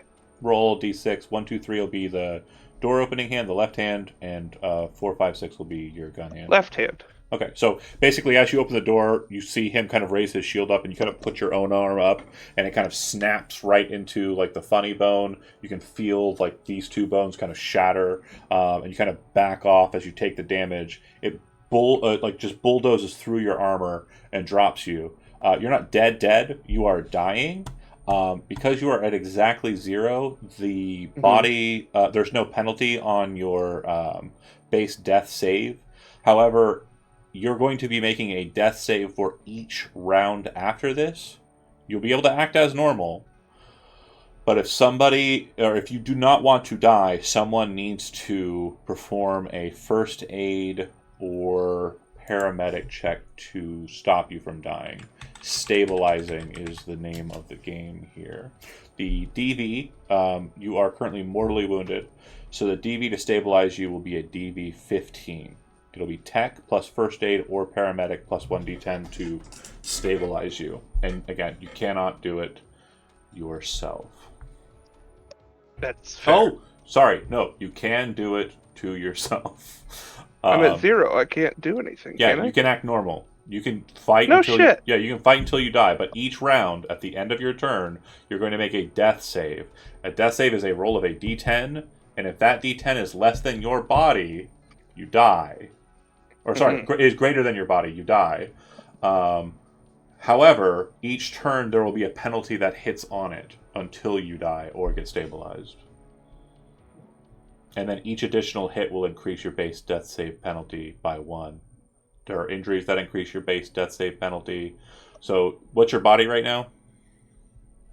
12? So you're not going to die turn 1. You're not going to die turn 2. You could potentially die turn 3. So, yeah, you effectively have 3 turns for someone to get you stabilized before you have a chance of dying.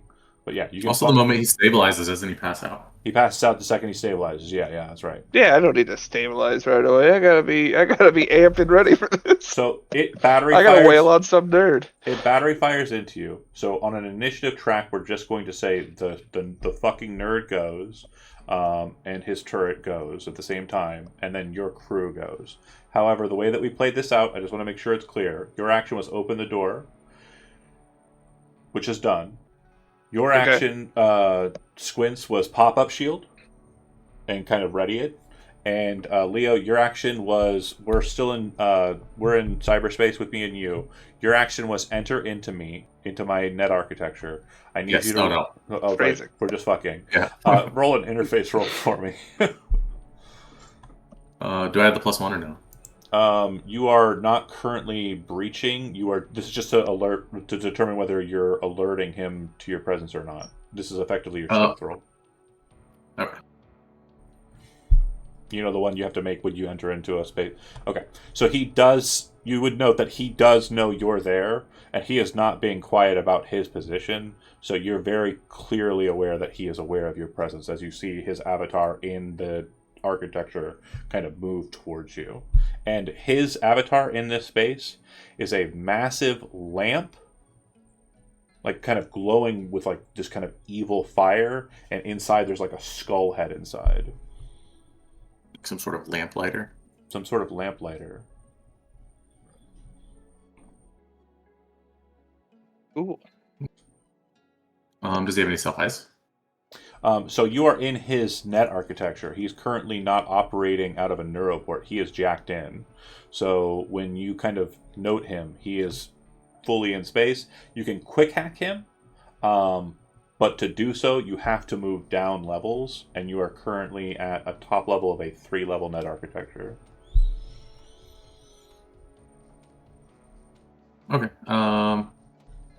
So I guess I'll res armor. Okay.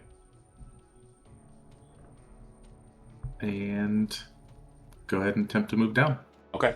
You move into the 2nd level of the net architecture, and that space, you will note that there is a demon in presence. There's also black ice. The black ice in question, bear with me here. It is a big one, but it's not the scariest one. I believe it is a hellhound. It is indeed a hellhound. Okay. Yeah. So it is a hellhound, black ice, that will operate on his initiative as well, based on just the presence that we've kind of been noting here. And you're familiar with an anti-personnel black ice of hellhound. Yep. Okay. And I should have 2 more net actions. You do have 2 more net actions. Do you wish to engage the hellhound or try and slide past it? I will engage. Okay. I would like to res my black ice. Okay. Dragon. Yum, yum, yum. So the dragon going to fight the hellhound? Yeah. Okay. So then it will operate on speed 4, which means that it will operate after it. So since it's being rezzed now, it will not operate during this turn. It will operate after the hellhound goes. Do you understand? Because the speed of the hellhound is 6 and the speed of the dragon is 4. Yep. Okay. And then trying to see what else I have. I guess I can use sword. I've never used it before. Do you want to use it on the hellhound? You can also slide. Slide is a non-program function. You can try and get out of this level to the bottom level because it's a 3-tier architecture. No, I'm gonna just take this first so I can take my dragon with me to the next one. Got it. So then go ahead and give me a sword. You res up sword and you make the attack. I believe it's interface roll. And then the defense on this is low. I think that's 2. So yeah. Should work. Yep. And then you do 3d6 damage to it, right? With sword? Or is it 2? Yes. 3d6. Got it. 3d6. Okay, so 6, and you would know that a hellhound typically has 20 res, 20. so it's making its way downtown, but it's not dead yet. The dragon should be able to finish it off. Okay, that is cyberspace actions. That's all you, right? Yeah, that's it. Okay, back to meat space. The question I'm going to have for the two of you before we get to his actions, because again, operationally, he's functioning in response to you, so I guess he's after you. During that first fire, like, kind of situation, did you move away from the opening of the door? I did not. Okay, so you're staying in. Well, yeah, you can't really do. That's fair. It doesn't change my move. It didn't knock me over, did it? It's just gonna mortally wound you. If you have like a pain editor or something, you're fine. Otherwise, you just have a -2 penalty to everything. -2 is easy pickings for It's not the first whoever time, this is. It's not the first time I've filled you with holes. Dustin with a shirt. But it's your initiative. Looking into the space, it's straight little hallway with kind of a secure wall on the side, gun, and then it looks like to get to him, you'd have to go through the gun and then around the secure wall. Like he's on the other side of this kind of metal wall. You try and shoot through the wall. You'll have to blow it out. It looks pretty heavy as far as cover goes. It is heavy, thick cover, so it's got 30 hit points before it blows out. I'm charging the gun. Oh shit! Shoot through it. Okay, fucking love that. I'm not shooting through it. I'm punching the gun. Oh, you're charging the gun. I thought you had a tech gun. Yeah, I'm attacking the gun. The terminology. Okay, fair enough. I have crushing blows, so I'm assuming this gun counts as a drone, mech, or robot. Correct. Okay. So let's see. I deal additional damage to it. Make an attack against it. That's hilarious. I love this. Brawling attack. Okay. 17 to hit. Yeah, it's stationary, so DV 7 to hit it. Nailed it. Cool. And then 15 damage. +3 from the perk. +3 from the perk. And then your brawling attack still for its SDP value. Okay, so you look like you do a pretty decent amount of damage to it with the first blow. Go ahead with the second attack. I ignore half armor as well. Oh, even better then. If it has armor. Yeah, it doesn't technically. Robots are kind of weird because they are armor, but Gotcha. I will say that it counts for this Second purpose. attack. Go, give it to me. That'll hit as well. 16. I'm gonna say with that, you kind of rush the turret and kind of grab a hold of it and kind of just start yanking and then slamming your fist against it until you break the gun in half and kind of break the section that kind of holds the gun. Your first thought was to try and rip the gun out, but it looks like it was made impossible by the way this turret was constructed. Right. You just start slamming and breaking the gun in half, so it doesn't shoot anymore. Yeah. I'm gonna look up at him with the gaping chest and arm wounds. You're under the fuck arrest. Oh, you don't see him. So you're at the gun. I don't. Damn it. You run at the gun, and then it's kind of like you have to wrap around and come back to the front of the shipping container. So like, okay. Yeah. He basically. Well, then I'll with any remaining movement, if I have any, I'm gonna sort of like brace against the wall. Okay. Cool. And give me a perception roll. Sure.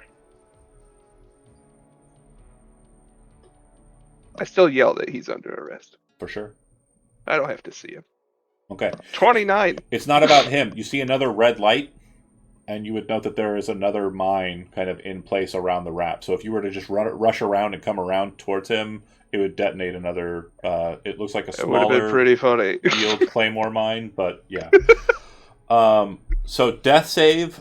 Technically, you do not have to roll one, but you will suffer a base death save penalty of 1. So you are now needing to roll an 11 or less on the death save penalty. Let me double check death saves. This is the first time we've done. Yeah. There might be. Maybe it is possible 10s automatically kill you.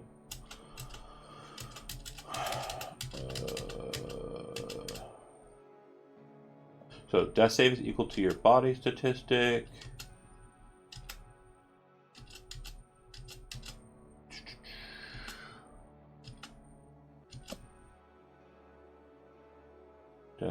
Death save. Okay, so mortally wounded must make a death save at the start of each one of your turns. Mortally wounded I would have passed, supposedly. Oh, so mortally wounded characters always suffer a critical injury if they are ever damaged by a melee or ranged attack moving in the future. In addition, their death save penalty increases by 1. Okay, so that's how that increases. It doesn't increase just on its own. And you have a -4 to all actions, which is included. It does look like it was included. Yep. And... God damn it, this book. Yeah, tell me about it. Okay, page 188. I want to cut and paste it to be legible, but I don't have that kind of time. If you roll under your body, you live and can take your turn as usual. If you roll a 10, you automatically fail your death save. So yes, there is a 1 in 10 chance that you fail regardless. Do you want me to roll that d10 and ignore what happened if I rolled a 10? Because we already kind of misconceptioned it. What happened. You didn't fail. And it was so hardcore. Had you failed and died, then we would have. I would have bled out after having killed the robot. The turret. Yeah. But yeah, it definitely looks like as you kind of like brace yourself against the wall, see the mine, you kind of realize like this is a fucking bad situation. And yeah, there's a chance that you die anywhere here. Right. So Squints, you're up next. I would move up and I am him. calling out that there was an explosive. I need that to be known to the other two. Kind of like spitting up his blood. There's a fucking mine in here too. Would you point it? You would point it out. Just to the best of my ability, sure. You can't see around. You can't see around the corner. Well, I said I was moving up. Oh yeah, if it's like it's up, back there. I said that I was moving up, and I would show him that I was resheathing my EMP knife that I was going to use on that gun to take it out instead of breaking it with your fist. Yeah. But it's fine. It's cool. As he kind of brushes up, you would see too, like, again, you're seeing this as you're kind of like holding yourself against the wall. There's the mine that's kind of around the corner. So like if you were to come around the corner, the first thing you'd be hitting is that laser light. And then above that, kind of pointed at the camera pointed at the turret is a camera up in the corner. And then you'd hear a voice come from it, not from inside the box, from the camera. Get the fuck out of here! What the hell are you guys doing? Stop! You're gonna fuck this up! I would... if I see the mine, do I look like I could defuse it? Yeah, it'd be your action to do it. I'm gonna do that. Okay. Go ahead and make a demolitions roll. DV is 17. You did not spend luck 17. before. You have to beat the DV. You cannot meet the DV. Oh! The mine will detonate. Do you have a reflex booster, right? Reflex coprocessor? Yes, I got that. Make an evasion roll. Kincaid, go ahead and make an evasion roll as well. Dick, dude. Where's evasion at? Evasion body or fighting. And then it's the second one. Okay. That's not gonna do it. Yeah, Kincaid will fail, Squints will succeed. So Squints, you rush out. And you kind of very quickly go out and you see the detonation as Kincaid's like, oh fuck kid, and like kind of dives after you. Roll 2d6, Kincaid. Hell yeah. Zeketh's gonna be so fucking confused. So you kind of try and book it, but as the burst hits and detonates, your base death save will increase by 1. And then you will suffer a collapsed lung from the impact. It kind of throws you out of the box and kind of slams you onto the ground outside. You also suffer an additional base death save penalty increasing by 1, which means that we are now at a point where you have... I could fail. On a 9 or 10. Yes. Oh, I need to help him next round. So what I'm going to explain to you right now, Leo, is as you're kind of sitting there and... your Hellhound will operate after the dragon. Or sorry, vice versa. The dragon will operate after the Hellhound. The Hellhound will operate after you. In meat space, because you're looking at everything in a virtuality way, what you're looking at is you're outside of the box, you're paying attention to the net architecture, you see Kincaid fly out of the box after Squints rushes out and kind of slam onto the ground and kind of roll in his trench coat right at your feet. It's like a ball of fire. how you would like to proceed with that is up to you. We can keep. I'm going to kill this Hellhound. You're staying in cyberspace? You're not trying to help your friend? Okay. No meat actions. Alright, we're still focused up. Fuck it. Keep fighting the good fight. Right, how many more Kincaid killers could he have?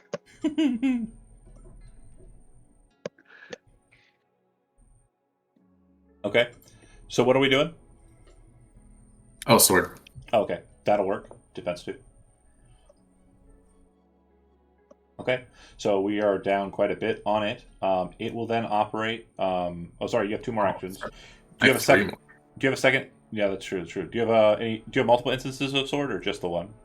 Just the one, but I have zap. Just like the basic. I think it's you can zap as many times as you want. Roll them. DV. And it's currently down a total of 15, sorry. Because you rolled 6 on the first one. Oh, I don't know why. Didn't mean to click that, that's but that works. That's great. Yeah. Yep. Okay, that'll kill it. You still have 2 more actions. Derez Dragon move. Yep. Okay, you enter into the last space. So inside of the third point of the architecture, you would see the Netrunner is connected. It has tethers, kind of like it's reached out from its net architecture, like you would reach out from your neuroport, and it is connected to you. The Netrunner seems to be unprotected in any way, but you do notice that he is operating on an architecture that is connected at this architecture here, and it seems that he is currently trying to move his way through black ice. So it seems that he's pulled the level beneath him into this level, and he's sharing it. What you would realize at this point is if this Netrunner dies, the net architecture that is connected to his net architecture will spill into this one and overtake it, meaning that the black ice that he's currently working on will flood the level you're on. Okay. Do you understand what I'm saying? Yeah.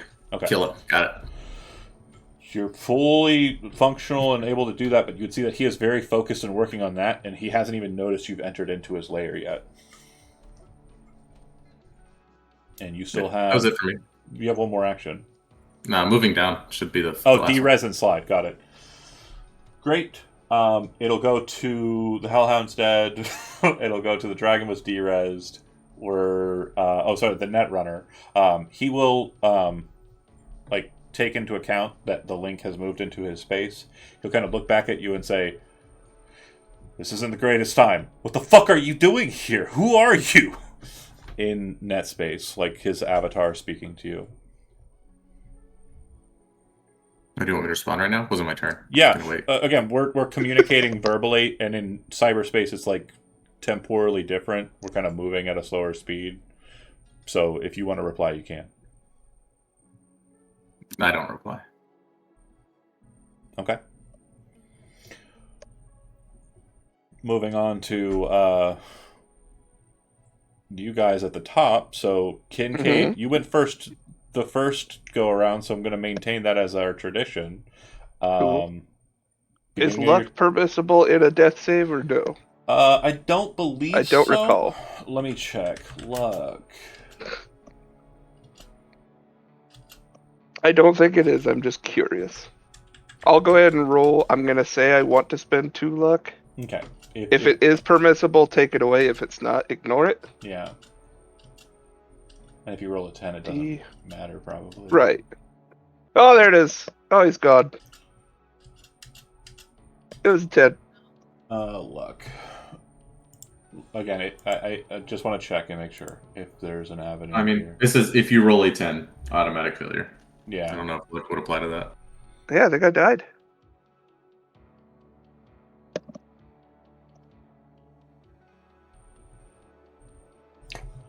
Nothing on it in here. Luck on death saves. Cyberpunk red.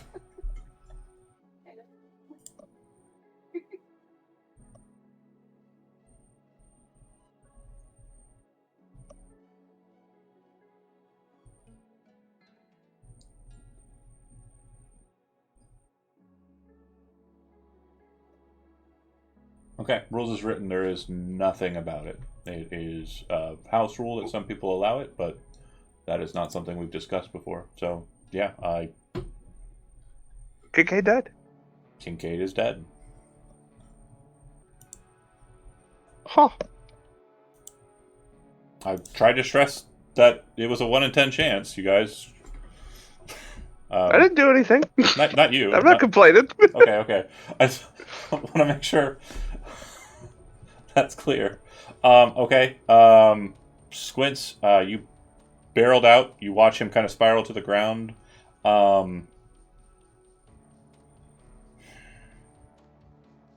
I'm trying to give you guys as Would much... I know he's dead? I would say you'd have to check.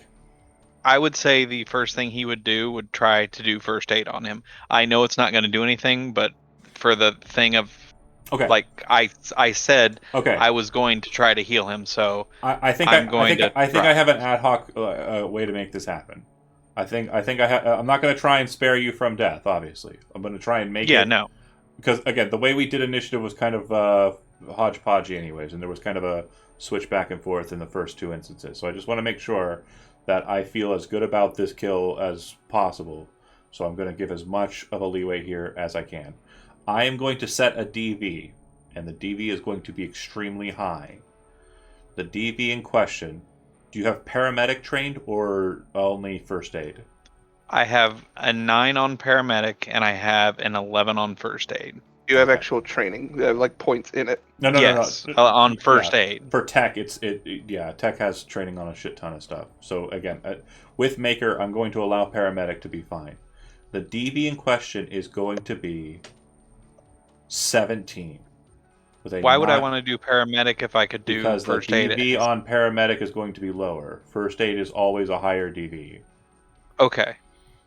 First aid is a 1-point skill. Paramedic is a difficult skill. So again, makers have skills in all tech skills and are pretty good at all of them. So that's why again I'm allowing this. The DV for a first aid would be like 23. So Yeah, I couldn't even make that. That would be impossible. Again, unless I rolled a 10. Mind, you have luck to spend before you roll. All of it. And those two, even though you're technically dead, I will allow you to chip in 1 point apiece for the two of you. And I'm going to ask the team, again, Zach is not here.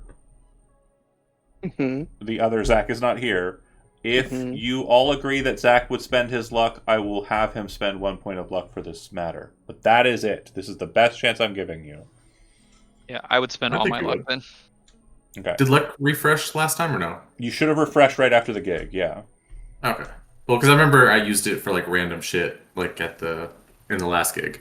Okay. And I thought it wasn't refreshing at small gig. It was main story. Elizabeth beats. says Zach F would spend his luck. I think he might do a bit where he's like, I don't know, let's see how it rides. Sounds like a Zach F thing he would say, but I'm gonna go ahead and spend a point of luck on grip. You're spending all of your luck? Yep, all of it. So what are we looking 7. at? So 7, 8, 9, and are you spending one as well, Zach W? Yeah, might as well. Yeah, okay. See where this goes. With the way that the order of operations went, I definitely want to make sure that I'm giving you the best possible chance at writing my very hodgepodge way of initiative stacking. So, okay, roll your dice. Paramedic. 14 plus 7, plus 21. 10. Yeah, plus 10, we're good. Okay. So literally for the entirety of the round, you are rushing to Kincaid to see if he's alive. He is literally about to breathe his last breath. And you pull some stuff out of your tech bag, like a shock stick, like a tech scanner type. It's a stun gun. It's not a stun gun. It's like a electrical spanner or something, and you just hit him with it, and then you start performing first aid. However, due to the nature of this specific instance, he is stabilized. But I am going to say, because of the way that it ad hoc'd, you need to spend the next 5 turns keeping an eye on him, or he will pass. Yeah, I won't move from him. Okay. I'm staying on him. Because I said, even before, they did, I was next round I have to do first aid on him. Okay. So it was planned to start stuff anyway. Yeah, so you're literally pulling out the tech bag. You're once you've got him stabilized and he's breathing actively, you're very much focused on him. You are stabilized. You go to 1 hit point, Kincaid, but you are unconscious until such a time you are not. Okay, but if another robot shows up, I am going to want to punch it. If a robot shows up, I'm giving you that one warning. Okay. Ad hoc, whatever you want to call it. You are unconscious. Go ahead. Okay, so I got him stabilized. Would I need to wait for my next round action? You're out of initiative for 5 rounds, is what I'm saying to you. You have to stay with him for 5 turns. Okay, so I can't. No, I'm not saying go anywhere. I'm saying grab his radio and call for backup. Say officer down, backup. That's what I'm asking to do. I would say, have you use the car radio when you plugged it? I just want to make sure, because again, there is a certain something that I need to kind of note here regarding it. The car radio. That would be fine if it were present. However, have you used your radio? Have you used your radio anywhere else, Kincaid? I did request a demo team and never called them off. Yeah, And I but did add but Hollow to that one officer, but it's not an all actual radio, no. it's all done through Hollow for live calls. Okay. So yeah, you're not going to be able to call through Kincaid. Now Leo might, but he's busy. Yeah. Since the fight has I'm on basically Kincaid. extinguished you two out of it, I'm going to go ahead and lock in on Leo. You are up. If you wish to engage the Netrunner in a hostile fashion, you can. But like I said, if he dies, it looks like the black ice that he's currently working on is going to flood the level you're on. I want to use ping. I want to see if he's actually physically in that box. Yeah, there is a body present inside the box. And he does appear to be jacked in, and it does appear that he is inside of some sort of cooling device. Anything else ping in there too? Like any more guns or anything? Yeah, there appears to be another turret system. However, it appears to be armed with 2 heavy submachine guns, not a HMG. And then it looks like it's kind of like right above where he's at. There's like a Netrunner table of whatever the cool box is, and then the turret hanging from the ceiling with the 2 SMGs. The control node is present here. So how does that work? Like trying to take over control node with another person there? Oh no, you don't have to take over a control node. You just need to go to it, and then you just need to activate it as a net action. Either turn it off or turn it on. There are 3 more control nodes here. One appears to have like a bit of a skirt on it, like there's something wrong with the control node. Your presumption would be that's the heavy machine gun turret. There's a control node for the camera, and it appears to be connected to him, but only through audio box, so he can speak and hear through it. And then the last one appears to be connected to the mines from what you can see on this level. I think you killed my friend. And I'm going to hit him with Hellbolt. Okay.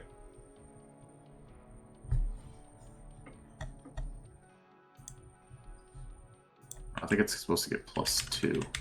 So you add the attack to it.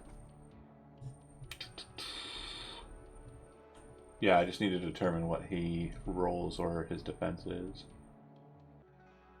Either way, he's going to have a -2 to it because he's currently busy. Should be interface +T10. Yeah. Okay, so his interface is 7 as well. I rolled 1 better than you. You rolled more than 14. Oh, you have a +2 to this? Yeah, I forgot to add the attack, Oh, which is right, 2. right. Yeah, I rolled a 9 -2, which would have put me at 7 + 7, 14. I did not roll better than a 14. Well, I didn't beat it anyway. Oh, you tied it, right. I'm the defender. Okay, cool. Okay, so then, yeah, he kind of like lifts himself up from his position, and as you kind of bring out the Hellbolt, you can see him kind of bring up defenses. Oh, sir, I still have more actions. Yeah, hold on.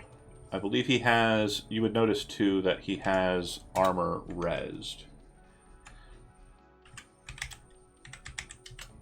I can't type good. Pay no attention to the things that are telling me. So yeah, his brain damage that will be received from program shots will be reduced by 4. Okay. So second action. Okay. I'll just res Dragon to have it attack his armor. Alright.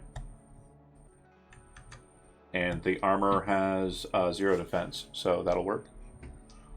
And I will use Frizzbolt on him. So the dragon needs to roll 60. Oh no, you res it this turn. It won't act until he has no defenses here, black ice wise. There's just the black ice that he's fighting. So that'll go ahead and operate now. Go ahead and roll 66. Actually, it'll go after you. So armor will still be present for whatever attack you're about to do. Okay, Frizzbolt. Okay. Yeah, that'll work. And Frizzbolt says... So no damage. Lowers his net actions by 1 next turn. So he'll have a total of 4 actions. And then I can zap him. Yeah. Okay. So it'll go to him, and he'll say... Take that zap. It messes with his armor. And then It go ahead deals and one. roll, yeah, go ahead and roll 66 for the armor. Dragon crushes the armor. It's no longer rezzed. Permanently destroyed. Yep. Okay. So, with his next trick, how many self-ice do you currently have in your system? Trace. Okay. Oh, we can quick hack each other? Oh, bet. No. He can quick hack you. He logged into your neuroport. You logged into his net architecture. So you are currently in an architecture operating with him as a net runner. He linked into your neuroport. So if you want to link into his neuroport, you have to get sight on him. You don't have sight on him. You have sight on him in a program space. Does that make sense? Yes. Now I just gotta figure out how he sees. Well, actually, no, you do have sight on him because of the ping. So actually, you could jack into him. Sorry. We're about to jack each other? Let's go. Yeah. But he is already jacked into you. So I'm going to use 3 net actions. I'm going to go ahead and try and burn through them. It's DV10 for the self-ice. Yeah. Do you have the special? No. Okay. 11, 13, and 17. Okay, so yeah, you are iced out. For my 4th action, I am going to...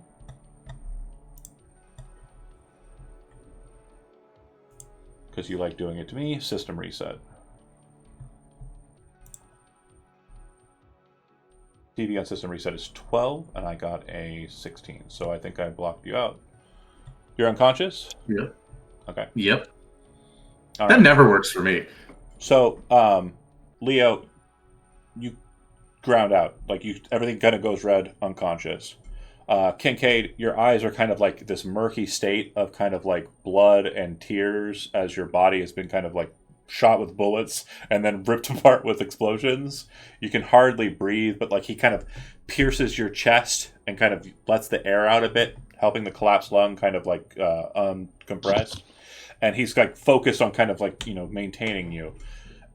A few While moments screaming, "I can't lose another friend. I can't lose another one today." A few moments later, a guy comes out. Just a few moments later, a guy comes out of the box holding a laptop. And it seems like he is very disheveled, and he has a gun pointed at you. The guy looks like... Hold on a second here. I don't even know if he's in here. Hold on. Bryce Mosley. Is he? Yeah, there he is.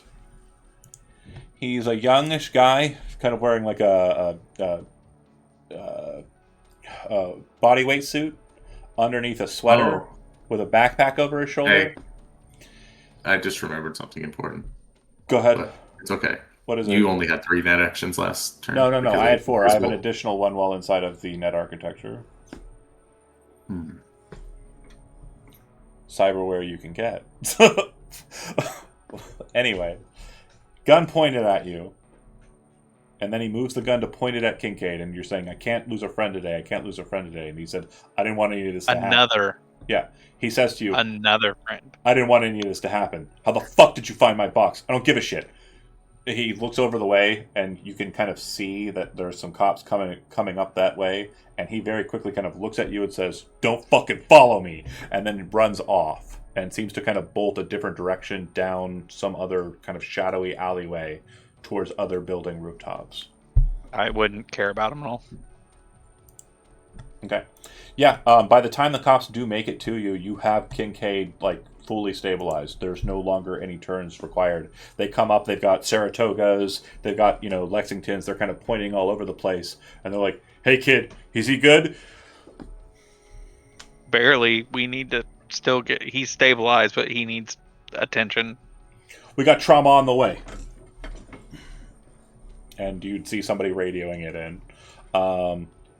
About a minute later, or less than a minute later, trauma team arrives and will pick up Kincaid, putting him into a stretcher and kind of loading him up. Leo, at about this time, you're coming to from the system reset. and you do check on Leo. You just see him collapse again. You're familiar with System Reset, but it does kind of look like a doll's basically getting its, or like a mannequin's getting, or marionette's getting its strings cut, right? Like he just kind of falls to the ground, you know. You check on him. He's alive. He's breathing, but he comes to. What are you guys doing next? And do you want to go in the AV with Kincaid to I would. the hospital? Leo? Yeah. I'll go. Okay. What? I'm trying to be fair here. I think that might have hurt me a little bit too, because I think he would think he did that again since he screwed up the DV. Yeah, So I do like you think that. I should do Well, humanity lost? Give me a concentration roll. That is on awareness. 29. So, go ahead and roll a d6 and I'll have it. Go ahead and 5. lose 2 humanity, or Okay. 3 humanity. Okay. And I would say that that's a very valid point, and thank you for pointing it out. What I'll say too is like the reason why it didn't hurt as bad, like you didn't lose as much as you could have, is because you actually saved his life. Once they get the trauma team like in there, they kind of take you had like a Bic pen that you kind of like took your knife and cut a hole in his chest and shoved in to kind of like decompress his lung. You treated him like he was a fucking car, right? And once you kind of get him into the AV and they get you all situated and seated, the EMT kind of looks over at you and goes, "You're fucking crazy, kid," and kind of looks at like the patch job you did on him, like some wild shit, but it worked. And kind of is undoing your stuff while like actually making kind of official moves and like bandaging him up and getting him back to, getting him to a state where he's easier to transport. But he kind of acknowledges you as like some kind of crazy ass, like for what you did. Obviously, you weren't going at it with a paramedics degree or anything. You were going at it with I know a bit Bunch about of luck points. but also with like a working knowledge of how the body is supposed to work and like shoving things where they need to go. The AV ride's not terribly long. You would arrive at Night City Medical Center. When you arrive at the top, the people in question, as they're kind of unloading you, they kind of stop the EMTs and security guards, and they kind of look at you two individuals and say, "Are they insured?" And the EMTs will kind of shake, "No, NCPD drop. They're with them. They're with him. I think they're some sort of liaisons for the force. We're currently on lockdown. There was a bit of a robbery situation down in the basement. Everybody's tracking everybody down." Looks to Squints and looks to Leo. "If you come in, just to want to acknowledge, it may be the case that you aren't allowed out for a time. Is that okay with you? If not, we're going to have to go ahead and drop you off somewhere." I will not go in then. Okay. I'll go in. He's connected with Kincaid. Yeah, he's going to in. go in. Yep. Okay. They take that and then they kind of board up and kind of get you on board. They literally just drop down to street level with the AV and kick you out. Like, they do not take you anywhere. They just, this is where you go now. Kincaid, about 2 hours later, you come to.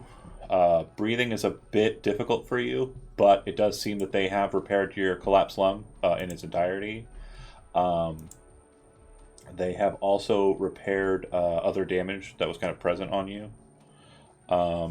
You would gain a number of hit points equal to your body plus your will.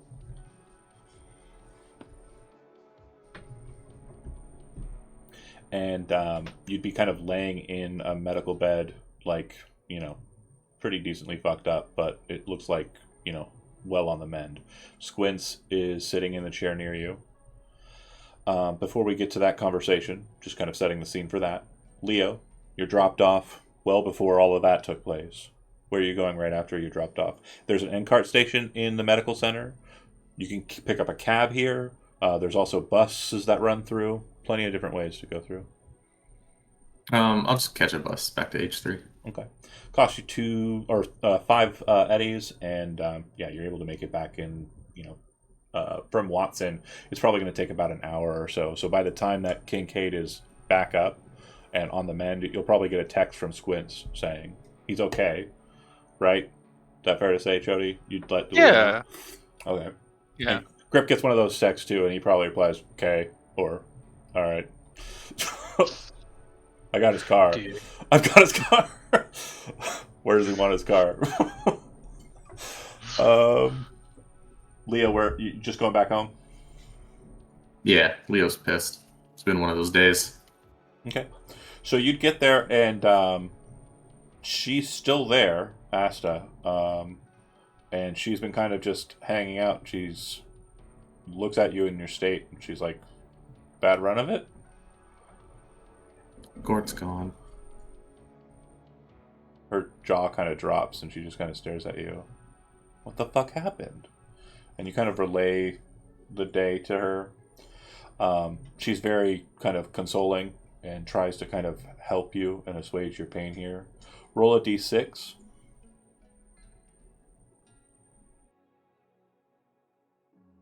Okay. Do you just kind of lock in on being consoled and trying to kind of get through it and like let her comfort you, or are you kind of brooding into yourself and kind of holding that pain in? Again, Asta is the only other person that you love or care about, and she's trying to kind of help you here on the mend. Yeah, no, I'll lean into the consoling. Okay, so you'll regain that many humanity points. Had you gone the other direction, you would have lost that. Okay. Put that on mod, right? Yeah, mod, just increase your mod by 3. Should replace some of the points you lost before. Yeah. Yeah, you two kind of just start talking about it, possibly playing the video game that Gort was, his favorite game, and just kind of talking about him. Asta didn't know Gort too much, just from some occasional double dates where he was trying to hang out with a girl and it didn't go very well for him. Situations where he was just trying to seem cool, knowing his edge runner friends, stuff like that. But she didn't hate him. She was very fond of him. Like, he was a cool guy, just not on her same kind of wavelength, Yeah. But you spend the rest of the afternoon, evening kind of dealing with that. Kincaid, scene, you wake up, Squints is there. Man, I'm sorry. I thought I had the demo thing. I shouldn't have let you open the door. This is my fault. I shouldn't have Gort been there. I should have been there. I could have helped. This is all on me. I am so sorry. I tried to help. I can't lose another friend. I'm sorry. I don't know what else I can say. I'm so sorry, Kincaid. I'm gonna help. I'm gonna help, man.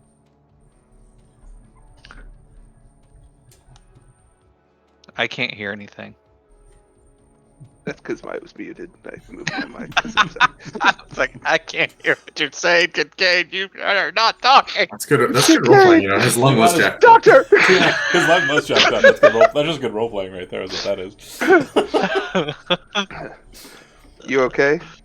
Did you get hurt? Nothing hit me.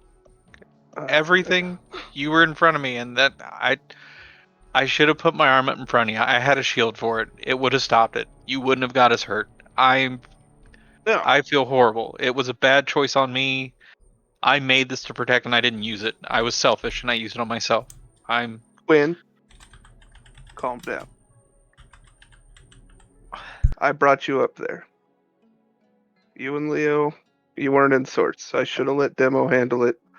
I should recognize a netrunner's nest when I see one. They like putting together little contraptions for me. I shouldn't have let either of you go anywhere near it. Yeah. The guy took off. He said not to follow him, but I wasn't paying much attention. I was trying to keep you alive. So It'll happen. I'm sorry about your pal. Your neighbor. Fishenko. I figured Aww. It was Sorry. very sweet. That was cute. I figure when folks close to me get hurt, I get a little narrow-minded. I thought maybe there could have been a connection between that storage bin and whatever that cyber psycho was after. When I saw a laptop missing, I put 2 and 2 together. Well, We could have taken our time getting in there. Don't Yeah. shoot yourself up. I'm gonna try. I'm gonna do better. I'm here for you. I'm gonna do better. Real quick, because again, the state of it, I just want you to go ahead and make a perception roll for me, Squints. Me? Yeah. Awareness. 26. Yeah, so you're kind of like, I'm going to be better, I'm going to be better. And then you think back to what Kincaid just said. There was a laptop missing. Maybe it was somewhere. And you remember that when the guy came out, in one hand he was holding a laptop, in the other hand he had a pistol trained on you, and then he moved it to Kincaid and said, don't fucking follow me. And then he left. So he had a laptop. Again, you didn't see the missing laptop. You didn't know about it until now. Okay. I would relay that and let him know. It's like, that guy had a laptop. I don't know if that's one you were looking for, but there was a laptop. Possibly still connected then. Huh. Could you ID this guy if you saw him again? He was wearing a mask. He was wearing a mask, but he had a wingsuit on, so I don't know who's jumping off buildings and stuff. But No, not wingsuit. Bodyweight suit. Bodyweight suits are what netrunners wear to stay cool. Sorry. I thought you said wingsuit. They My have, bad. they have fancy pajamas. They have fancy pajamas.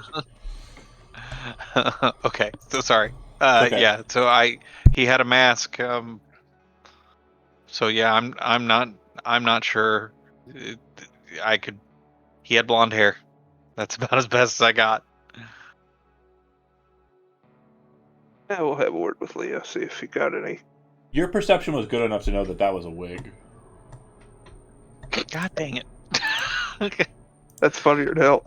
Yeah, no, you rolled high enough for that. It was a bad You rec- wig, man. Recognize there as a wig. I do want to clarify, yeah, but that He had a laptop and a gun and a wig. yeah. It's a weird dude. It was Michael's old character. I remember. I'm pretty sure I'm the one that got I in the pajamas. Yeah. I thought it was gonna be Joseph's because of the gun in the No, apartment no, and everything. I was No, like, no. is this Joseph's character? Joseph said they want to kind of like be off for a while, so they are in a similar container with a fucking turret in their goddamn space, but it's not the exact same spot. Also no Man, mines. I just got a lot of cleaning up in the city to do. Fuck these canister fucking apartments, these poor sons of bitches. Next one I see, I'm just gonna roll over on its side. Just fucking roll it on its side, dude. Fuck these people. Too good. Once you get home, make sure your place isn't all torn up. You might want to open that package. I don't think it's going to be so bad. Feel free to give it a good once over before you open it if you're anxious. Where is it? I gave it to you to hold on to. You did give it to me. Did you lose my I package? suppose I would have put it down if I knew we were going on the roof, right? So I have a very interesting way to handle it. Again, you did not state it, and also I fucked up on the initiative count. We're going to do it by random roll. So what I want you to do That's always good. is think about 3 locations where you would have put it in the move to that space. Again, thinking about the path that we outlined, describing it, and you started with the box at ground level, so you could have potentially put it in the car. You Okay. could put it on the desk up in the. No, we were in the apartment when he handed me the box. Again, you're thinking of We were at Gord's apartment. 3 locations of your choice. Obviously, they can Okay. be. It can be whatever you want in that path. It can start from ground Okay, level up the car all the way up. I'll give you 3 in like varying goodness of Gord's apartment, just on the coffee table where I was like, hey, so you guys want to come with me, check this out. At the window where I saw the laptop in the fire escape, and then outside of that container. Okay, so like near the container. When I went to draw my gun, I would You have set set it down and then got the gun out. Okay, cool. Yeah. So what I'm going to tell you is 1, 2 is going to be the first option. 3, 4 is going to be the second option. 5. I'm sorry, hold on. Math is bad. 1, 2, 3, 4, 5, 6. Yeah, those are the three options. Then 7, 8, 9, and 10 are you had it on you when you got blowed up. Those are the options. Go ahead and roll a d10. Then it would be in the second location you said, so by the window. And you would you'd basically laying in the bed go, no, it's on the window. NCPD's probably got it and hang up. Because they would have gone through an investigatory process after you kind of made a crime scene.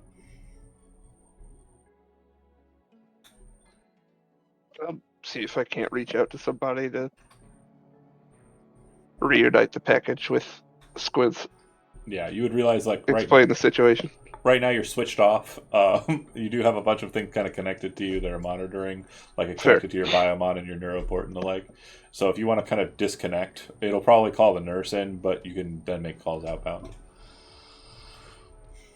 Yeah, I'll do that. I'll apologize to the nurse after the fact. Yeah. She'll come in and be like really confused, and she's like, "It's been a hell of a day," and she's wearing like kind of candy striper outfit. She appears to be like a front-facing nurse. So very, very sexy looking outfit for some reason. Cool. The guys, the guys have it too. The sexy outfit. Yeah. They're all sexified at their front. It's the same sexy outfit. There's not like a male version. Right. Exactly. It literally is just Daisy Duke shorts and a crop top. With Trauma Team branding.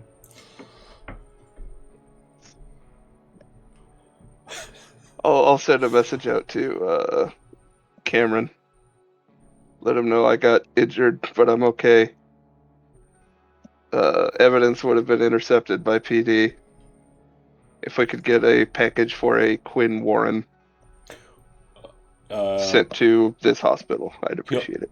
He'll call after return it to the address. He'll call after getting the text, and he says, "Hey, just want to let you know, good work or not, whatever. We've got the thing in lockup. That's fine. I just wanted to let you know. And sorry, your current detective level doesn't allow for insurance payouts. So I don't know what the operational person on the space was thinking. This is probably going to come out of your paycheck." That's fair. That's good. Okay. I don't want to give you bad news to make it worse. I just wanted to make sure. It sounds like you're on the mend. I'll have you got any more bad news just to pile on? Just get it out of the way. You want to band-aid it? Not that I can think of. I mean, if I did, this would be the time to do it, though, right? I'll send over some flowers. I'll have my secretary send over some flowers or something. How long do you think you're going to be in the medical center? Day or two. Flowers is a waste of money. Yeah. Okay, well, that's fine. Donuts. We'll have them sent. But just do me a favor and, again, just if you can, get the fuck out of there as quickly as you can. Okay? Yeah. Yeah, and then you'll hang up. How far am I, like, already paid for it? Or is it, like, hourly? So if you do ask the nurse who's still kind of standing around, she'll kind of go over your bill and your information with you, and it is a bit pricey already. So for a hospital stay, it is normally just kind of a baseline of 50 eddies, right? Just for admission. But you had 2 critical injuries on you that were required to be repaired. One was a DV-15, and then the other was a DV-15 as well. And then due to the damage that was dealt to you, that was another DV-17 on that. So we're looking at 2,000 eddies just based on the repair, plus the 50 eddies for admission. And then the speed heal would have cost you another 500. So we're at 2550. Right. And then you've been here for the better part of a couple of hours. So we're looking at another 500 for a day bed. So if you stay tomorrow, it'll be another 500 on top of that. I'm looking for like the early checkout Yeah, for yeah. like when you're at a Holiday Inn and they're like, "Oh, you missed it. You're paid for another night. The nurse You're is here very much past like, 11 a.m. How fucking dare you?" I do apologize. The doctor definitely said that you need to stay for at least 4 more days. It was a close situation, and we want to make sure you're back on the mend. Now, we do have a couple of forms you can fill out if you want to have retroactive insurance applied. It won't cover this charge, but it could potentially cover the admittance charge, which is the 50 eddies. Um, and it would definitely cover any future incurments moving through the space. Would you like to go ahead and sign up for the silver package? Sworn I had insurance. Did you? Maybe I didn't actually take it down. Yeah, I don't remember you getting a package. I don't think I would have ever written it down. So shame on me. Whatever answer gets me out of here without paying more money, Okay, so and yeah. then I'll look into insurance after the fact. So hold on, I'm trying to find the executive is probably easier to find, and it's next to it. I'm gonna be totally honest. Squints feels real bad. He would pay for it. No, you wouldn't. Why not? I have lots of money. That's okay. That's your money. That's your... I'm just saying, like, if garage. he feels like he just killed the dude, almost killed the guy. You did save him though. Yeah. Right? Nah, I get that, but I mean, I don't know. You know, you fight your battle. You fight your battle. I again, it's currently, what was the total? Because I'm bad at math. 30-50, I believe. 30-50. Yep. And I could have lied. Damn it! I could have lied. Why didn't I lie? Okay, so a silver package is 500 eddies a month. An executive package, if you're interested, is 1,000 eddies a month. But if you pay for a silver contract, you have 500 eddies a month, and you are locked in for a 6-month term, which means you have to pay it, or all funds that are accrued for insurance will then be retroactively applied to your account and pushed to you if you do not pay your bill on time. This just sounds like you doing your normal job right now, and I don't like it. No, I work in Medicaid. That's just free. That's just Cool. not in Night City. There is no Medicaid. They're a free city. There's no federal insurance. Got it. I'm just gonna pay the 30-50 right this second. Okay. And then are you trying to get out of there? I'd like to leave. Okay.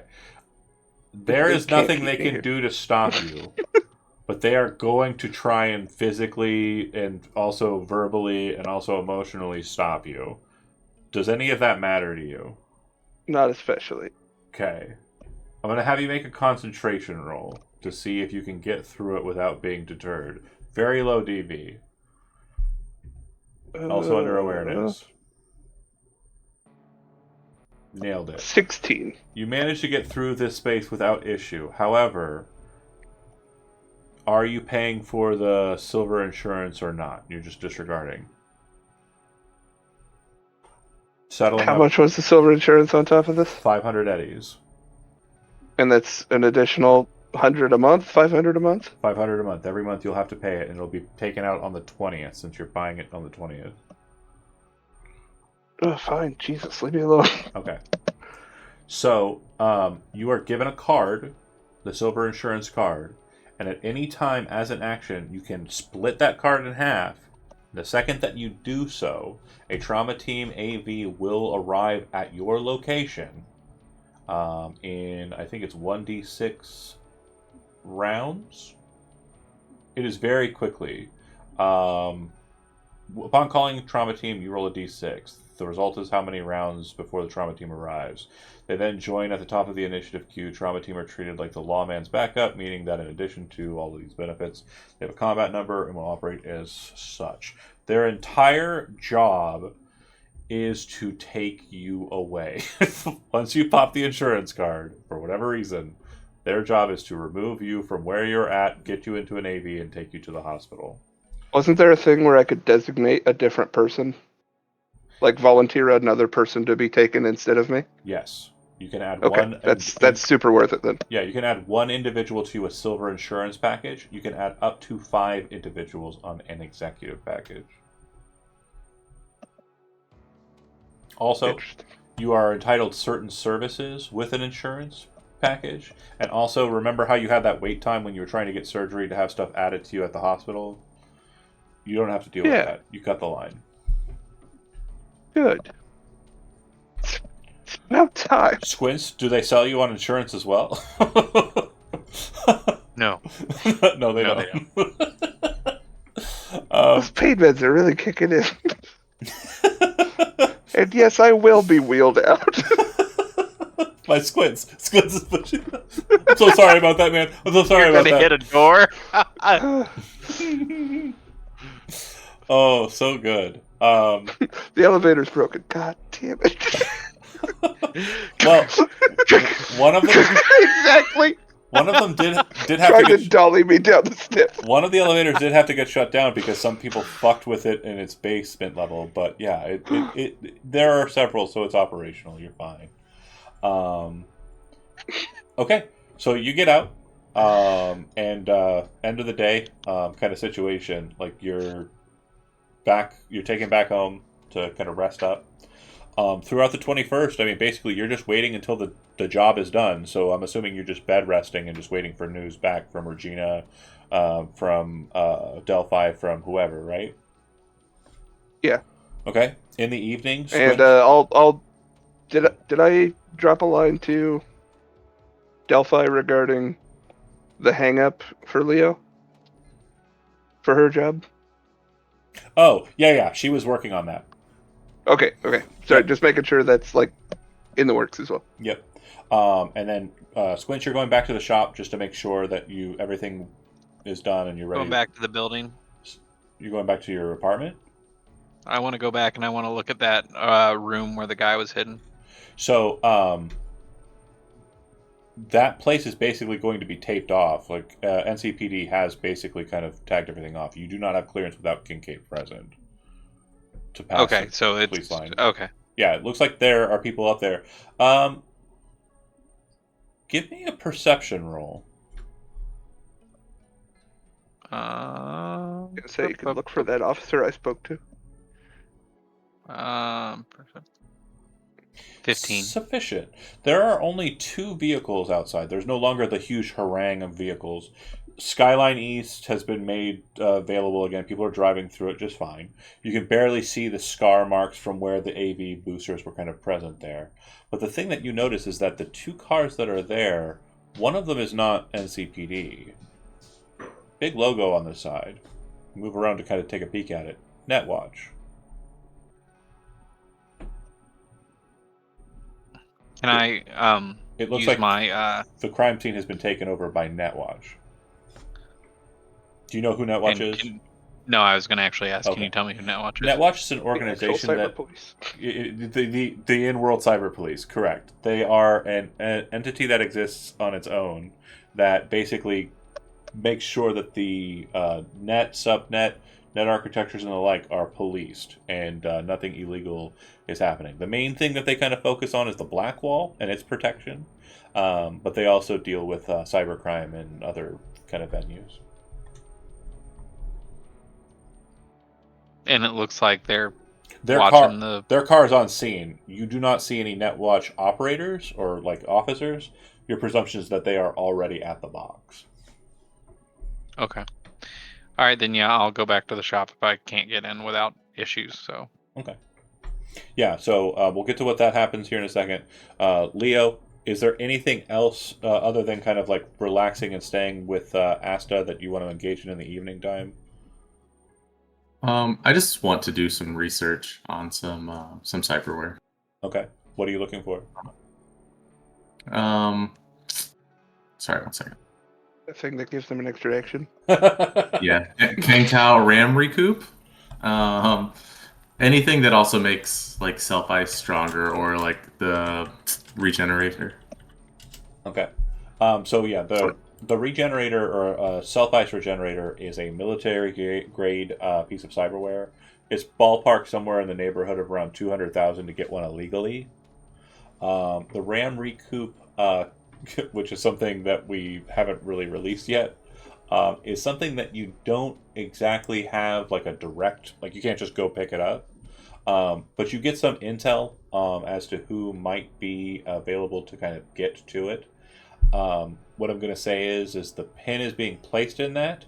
I have plans to bring a fixer into the game through the guest star functionality at a later date. And if not them, then I have a fixer NPC that I think later on will be available to get it. So there's kind of operationally a call that's been put out there for that, but there hasn't been a reply yet. Nobody has the device on hand to sell you. Fair? All right.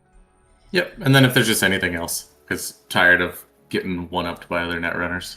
That's the first time I've beaten you in a netrunner fight. Nah, G got me once. Oh, well, G's a fucking different story and is not really technical. Well, that's twice now. That's too He many. can't have anyone better than him. Look, you fucked up every other netrunner and there have been dozens, okay? Jesus Christ. Yeah, it can't keep happening. I don't 80% success rate is not good enough. It needs to be 120. Squints, we'll leave with you. So when you get to the shop, and this is basically where we will be starting the next session, there are more Valentinos present than you remember there being. It was just Clerigo that came. Instead, this time, it's a whole group of Valentinos that have kind of come to pick up the car. The gangers in question will look as follows. So this is Clerigo. We met him earlier. Cool guy. He owns the Outlaw, and seems like a nice enough fellow from your conversation with him. Very kind of, present. The mark on his head is actually kind of like a metal piece that's been kind of implanted into his skull. The crucifix therein. Along with him is a woman who is also Valentino. She's kind of a baddie. You would learn her name is Menecia. Also with them is kind of a white girl. Strange to see in Valentino's crew, but not impossible. Just mostly Latino people that are present in that gang, but it's not homogenous. But she would tell you her name's Summer, bright yellow jacket, and she's got a big fucking gun on her back. It looks like the turret that got ripped in half earlier. And then one more. Oh, right, money.